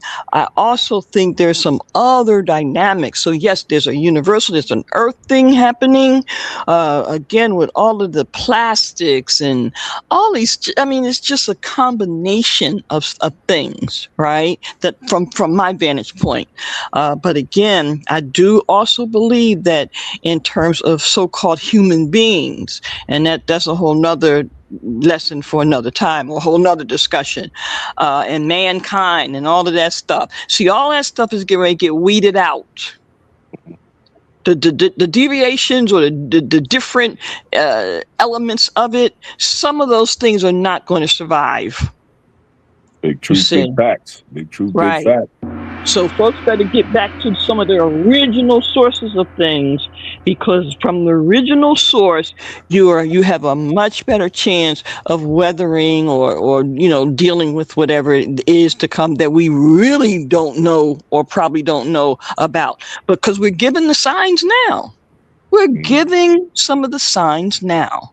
And again, folks, for whatever reason, they don't believe, and hey, that'll be on now. All right. Thank you for those additions. All right, we're going to going to move to an aspect on tech family, and this is possibly some things that could assist in emergency and disaster preparedness. One of the things we want to look at, two of the things we want to look at is food and water. Okay, so this element here is going to deal with the water aspect and also the air. All right, so let's take a glimpse at this and see what this brother is cooking up. Point where I feel that my life is in danger. I've felt this way for quite a long time, but I kept it pushing. But you need to understand there were certain companies that have been trying to take my company by force. They tried to take my products, and they're even using some police to assist them. Crooked federal agents, the whole nine. So I'm going to just put this information out there so y'all know that if something happens to me, I did not commit suicide. You see this letterhead here? This is government letterhead. I didn't create this document. It's part of a 68-page document from NASA Space Agency. As you can see up here, this is my company down here, Ancient Water Restoration Incorporated. We've had a partnership with NASA for a long time, and we built technology that was considered by them certified space technology. They first reached out to me over this technology here, which I designed to bring frequencies down from the Earth's atmosphere, well, let's just say the sky, and restructure water with it. Not just drinking water, but you can create actual natural remedies such as colloidal silver, silver solution, which is more advanced, nano gold, the Kemetic God solution. You can make nanoparticles out of any metal or precious metal with this system here. And this Dreamcatcher antenna is basically sacred geometry. A lot of people have been stealing this design for their new antennas. They just never gave me credit for it. With this system here, you can treat 80,000 gallons a day per channel. So that's 160,000 gallons. And these knobs also give you engineering control of nanoparticle size. With this system, it was down to 10 nanometers, right? And you can also control ion to particle ratio. That's nanoparticles. This is the AWR 10,000. It's my second largest and most powerful water purifier. As you can see, we got 6 channels here, which you can use to drive 6 pairs of electrodes of your choice that are listed here: zinc, copper, palladium, gold, silver, platinum, iron, you name it. The big knob up here gives you control of each of these channels. And here you have the current and amplitude input and output right here. You can control that with the flip of a switch down here, right? And it'll tell you just how conductive the water is and offer you indications of zeta potential, which is negative voltage. The technologies that I've designed are the most powerful water ionizing purifiers on planet Earth. Not even the Japanese can touch us. The control panel of some of my smaller units, as you can see here, 2 channels offering a range of nanoparticle size down to 0.2 nanometers, which is the smallest offered on any water treatment technology on Earth. You see whose company is up there at the top? This technology here from NASA. Here you can clearly see my signature over here and the director of the Ames Research Center, NASA in California, Dr. Eugene Tu. That is for license of this technology here, which NASA believes used in 2017 to purify water. This technology, believe it or not, is literally hundreds and hundreds of years more advanced than the most sophisticated solar panel technology that you thought that you knew about. This technology generates its own electricity. You know how crazy your phone acts when it's on 1%? If you just turn your phone on with that 1% power, it'll power this system indefinitely. Okay, it generates its own electricity, its own natural gas, its own propulsion. It literally recycles the atmosphere, and you can grow your own food inside it. And it also offers radiation shielding. In other words, we could build it into the walls of your home. Anytime someone flushes the toilet in your house, it provides power, electricity. And like I said, it will run indefinitely. This technology also grows its own organic food inside this system and build it as a living quarters, which we've already done. Some of the organic food that we grow inside the walls in our off-grid facility. That's right. Sea moss, sea vegetables, so on and so forth. You grow it inside the walls of your home thanks to this new technology. We can build it into the walls of your home or commercial building, and this is what it looks like. You just saw the blue-green algae and sea moss that we were growing inside the walls. That's what these panels are here. And yeah, it purifies air. It purifies water too. With this technology here, if we scaled it up, we could take the whole planet off the grid. This is what is known as an over-unity system or a free energy device. And again, a lot of people are very upset about that. You can reach out to me. We can build, if you got your own off-grid community going on, your own homestead, and you're open to learning more about our technologies. And what's going on with the data centers absolutely terrifies me, because I know what they can be used for. They censored the last video that I posted because I was telling y'all the textbook definition of what big data is. What's going on with these data centers scares me, because I know that they're going to use a bunch of water that the people need and won't have access to if you're not careful. In part 2, we're going to go down that rabbit hole, but I wanted to give you a bit of history about my background. I'm Dr. Will Hawkins Jr., aka Dr. Dark Matter. Generated.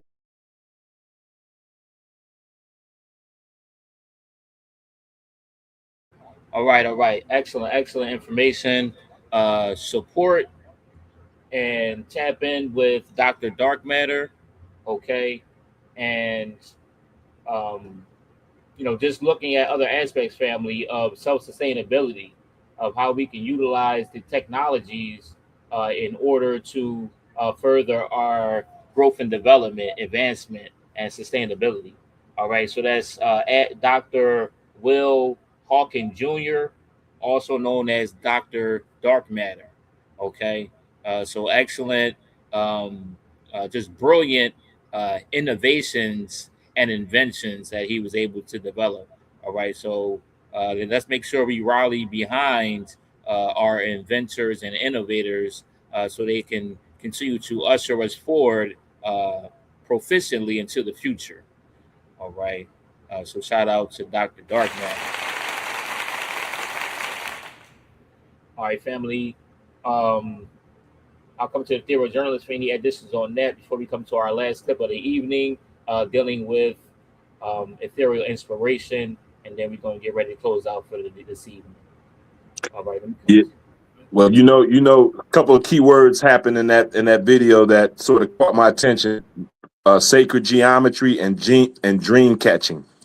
When you start understanding the concept of that metaphysical realm, and you tap into your internal technology, which is what he has done, he's alchemizing all of that universal knowledge, and he's putting it out here to benefit and give a greater effort towards what we're trying to accomplish in humankind, as a world, as a nation, as a people, as whatever.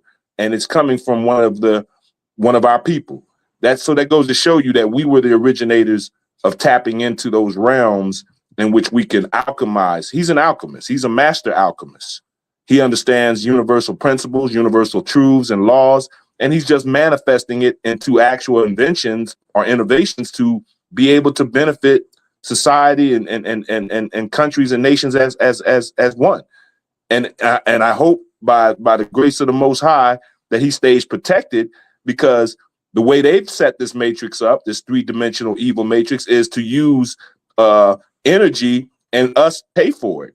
When he's talking about doing free energy, that's another story that I know and see why he's becoming a targeted individual or a threat to what these energy vampires have created in this 3D matrix. So let's just keep on lifting him up in meditation and prayer so that they won't try to take him out. Because as you know, in the last few weeks, many scientists, especially concerning UAP and technologies dealing with interdimensional beings that the government has been in collusion with, have come up missing or unalived. So this guy is a manifester of modern technology that is a threat to the big oil companies, the big technological companies, because they're not charging. You don't have to charge people as much as they're charging us to live with electricity, water, and all the other things that they charge us for that you got to pay every doggone month just to sustain and keep within your own family infrastructure.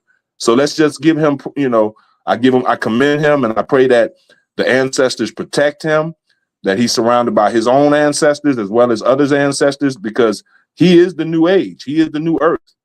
He is the rising of the shift that's coming, the reset that's happening right now. So I just want to commend him and applaud him. And with that being said, I yield.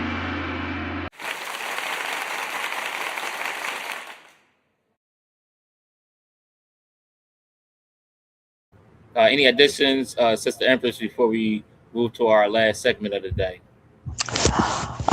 No, not really. I mean, just wonderful, wonderful information. Truly, once again, we see brilliancy now right in our midst, right before our eyes.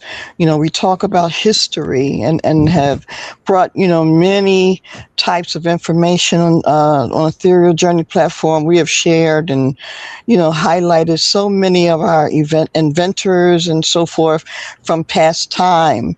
Well, here we have it right in this time. Someone that is just obviously brilliant. And it just shows again why, we have to raise these questions. Why are we so dependent on other people?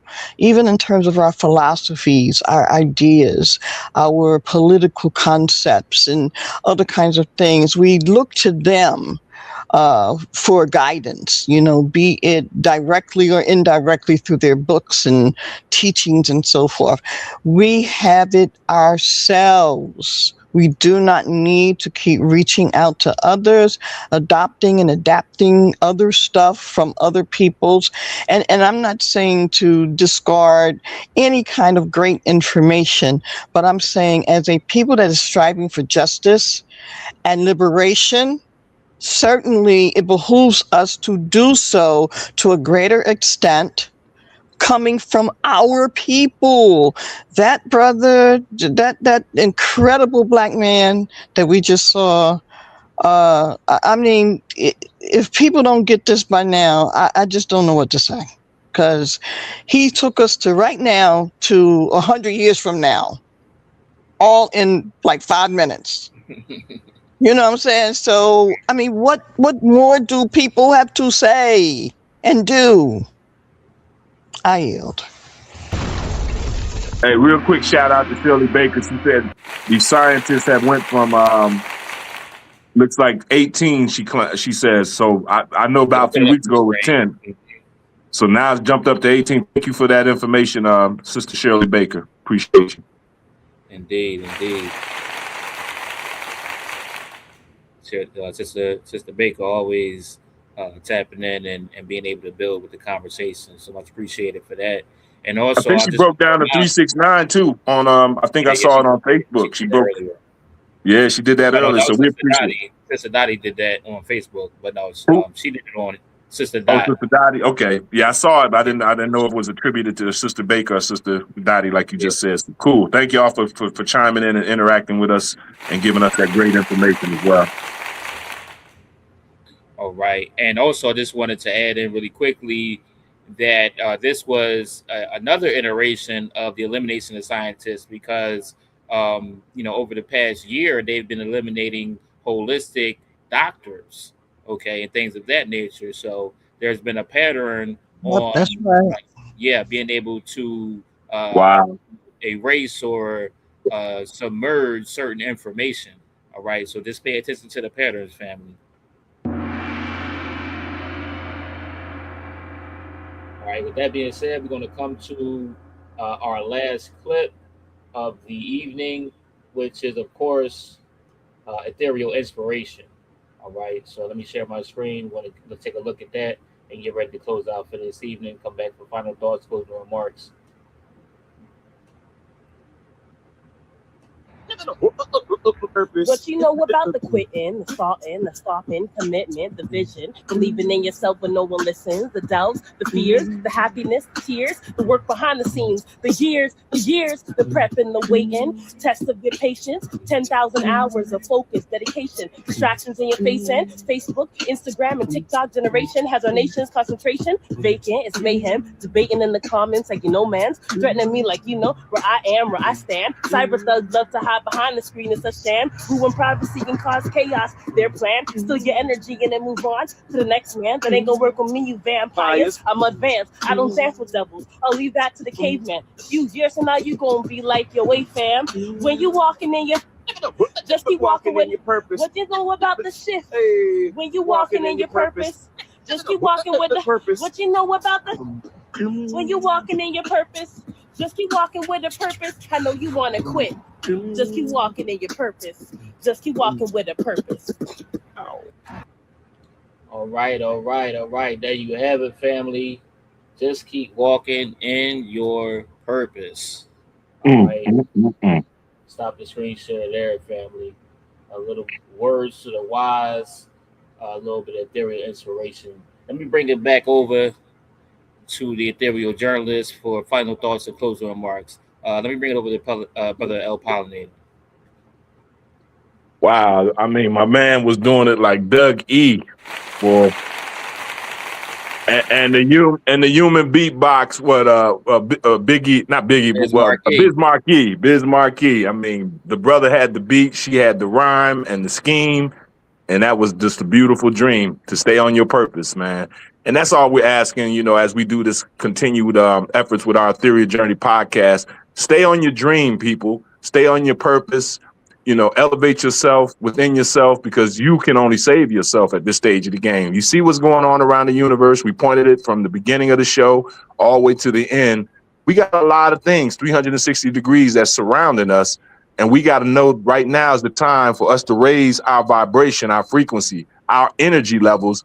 And looking at the brother and the sister right there with the chakra system, you know, check into that. The Hindus did not create that. That was brought to them, and they took it from Shemitic, carbonated black men and women, as well as the ones from Kush and Egypt. That's where they got that information from, and then they turned it into a religion. That came from us. What you see as those two, the brother and the sister in that bubble, that protect bubble, that's we created that. And we didn't even really create it. It was just a design that came from the heavenly realms, from the cosmos. And that's who we are as a people. So just, you know, keep yourself covered 360 degrees, divinely protected, so that we can make it through to this reset and to this shift that's happening. And pay attention to the sun, the moon, the stars, you know, all the cosmos, all the alignment of the planets. I think we're in Mercury retrograde right now. Learn about these type of things, because the ancient ones, the ones that walked on the earth before us, they were in tune to all of those frequencies, those vibrations, those radiations, and everything else, incorporating our universal divine technology that we are internally. So tune into your internal technology, your real it, so that you can be able to survive and be able to strive while we're getting ready to go through these shifts. And they're happening fast. And like Sister Chi said earlier, it's escalating. The pulse is getting quicker and quicker. The Earth's pulse is getting quick. The sun's pulse is getting, that sun is no longer orange. If you really look at that sun, that thing is white right now. Ever since that solar flare, or not solar flare, the lunar eclipse, I'm talking solar eclipse. That sun ain't been orange or yellow since then. Check it out. Pay attention to the skies. So with that being said, continue on your ethereal journey, your ethereal path. Continue to elevate, ascend, and transcend yourself to a highest level of yourself, your highest version, your highest timeline, through just getting to know yourself. Do your shadow work, you know, incorporate and integrate your dark and your light, your good and your evil, all of the things that it takes for you to survive the coming things that are happening in our Mother Earth and in our universe. So with that being said, I'm gonna say upward, forward, onward, UFO. You just listened to the 55th episode of the Ethereal Journey podcast, and we hope you got some good things out of it that's going to benefit you on your journey. And with that being said, shalom and one.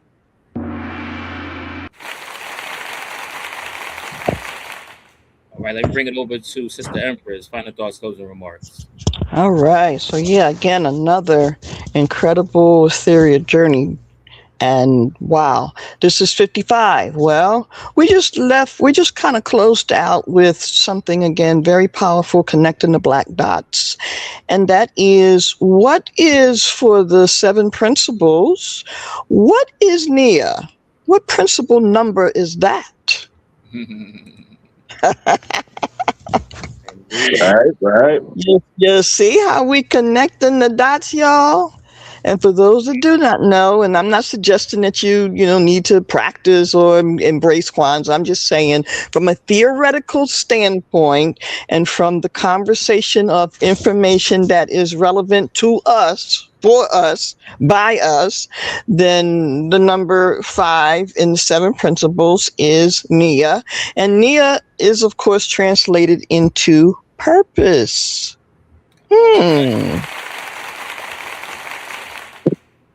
So as we journey now, getting ready for 56, but right now we're still at 55. That 5 is popping up again, y'all. So here we are connecting the ethereal dots in that manner as well. The thing that I also want to mention is that as we proceed with Million Women March Universal Movement, sisters can get ready because we're getting ready to start our rites of passage, both for our women and our young girls, starting August the 1st. So with that said, we're going to be talking about some of the things that you hear us talk about here at Ethereal Journey, but we're going to put it in the context that might be a little more applicable to our women, that feminine energy, and coming from a school of thought. Yes, coming from a school of thought that is ours, right? It took 2 decades to develop some of what you're getting ready to hear. So for those that do not understand, overstand the necessity of development and sometimes the times that the period of time that it may take to do so, we want to just let you all know that some serious things are about to happen, as we just talked about tonight. But also when it comes to the raising up of the original mother, the primordial mother. You see, we talk about certain things have for many years, not just us, but people before us. But yet we do not talk about how we're going to do certain things. At least we haven't to the degree of necessity. Well, that's about to change. And our sisters are not going to be able to say, well, I didn't know, or nobody told me, or nobody taught me. Well, you're not going to get away with that one anymore. So years ago, we had in our midst the Honorable Elijah Muhammad, good, bad, or indifferent. There was information that was, in fact, made available that was very useful, and it helped a lot of people. And so you probably know that if you were in the nation, it was necessary for you to adhere to the lessons. There were literally lessons that you had to read, that you had to know, and in some cases even memorize. Well, MWM also now has lessons, for lack of a better terminology, to help our women and girls to develop to their fullest. But again, not in the context of following. No, we're not about that. We're not trying to put any religion on you either. See, mother is different. Mother comes from a different place in teaching.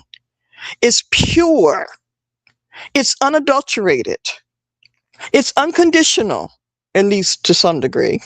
And so that's the kind of teachings and lessons that we're going to be dealing with.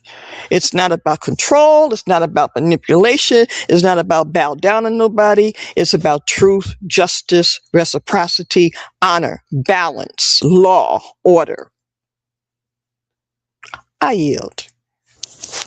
Ashe. Absolutely. Thank you for that addition. Social impulse. All right, family. With that being said, we get ready to close out. Again, 55th episode, dealing with walking in your purpose, family. Let's continue to walk in our purpose. Let's continue to search inwardly, right? As opposed to looking for our saviors outwardly, the kingdom of heaven is within you. All right. That aspect or that portion, that prism of the Most High is within you. Okay. So you have to dig in, go inwardly in order to reach true ascension. All right. So, dig deep, family, go within. And, sometimes we got to go in our cocoon so that we can metamorphosize into our true forms. All right. This was 7-7. All right. So we're looking at aspects of, those divine alignments, right? Looking at that sacred geometry and looking at, mathematics and, being able to dig into some of that source code if we look deeply enough. All right.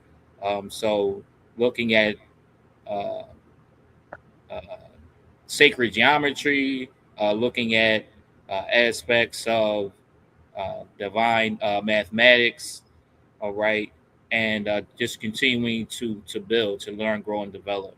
All right. So I say all that to say, take heed and pay attention to the signs of the times.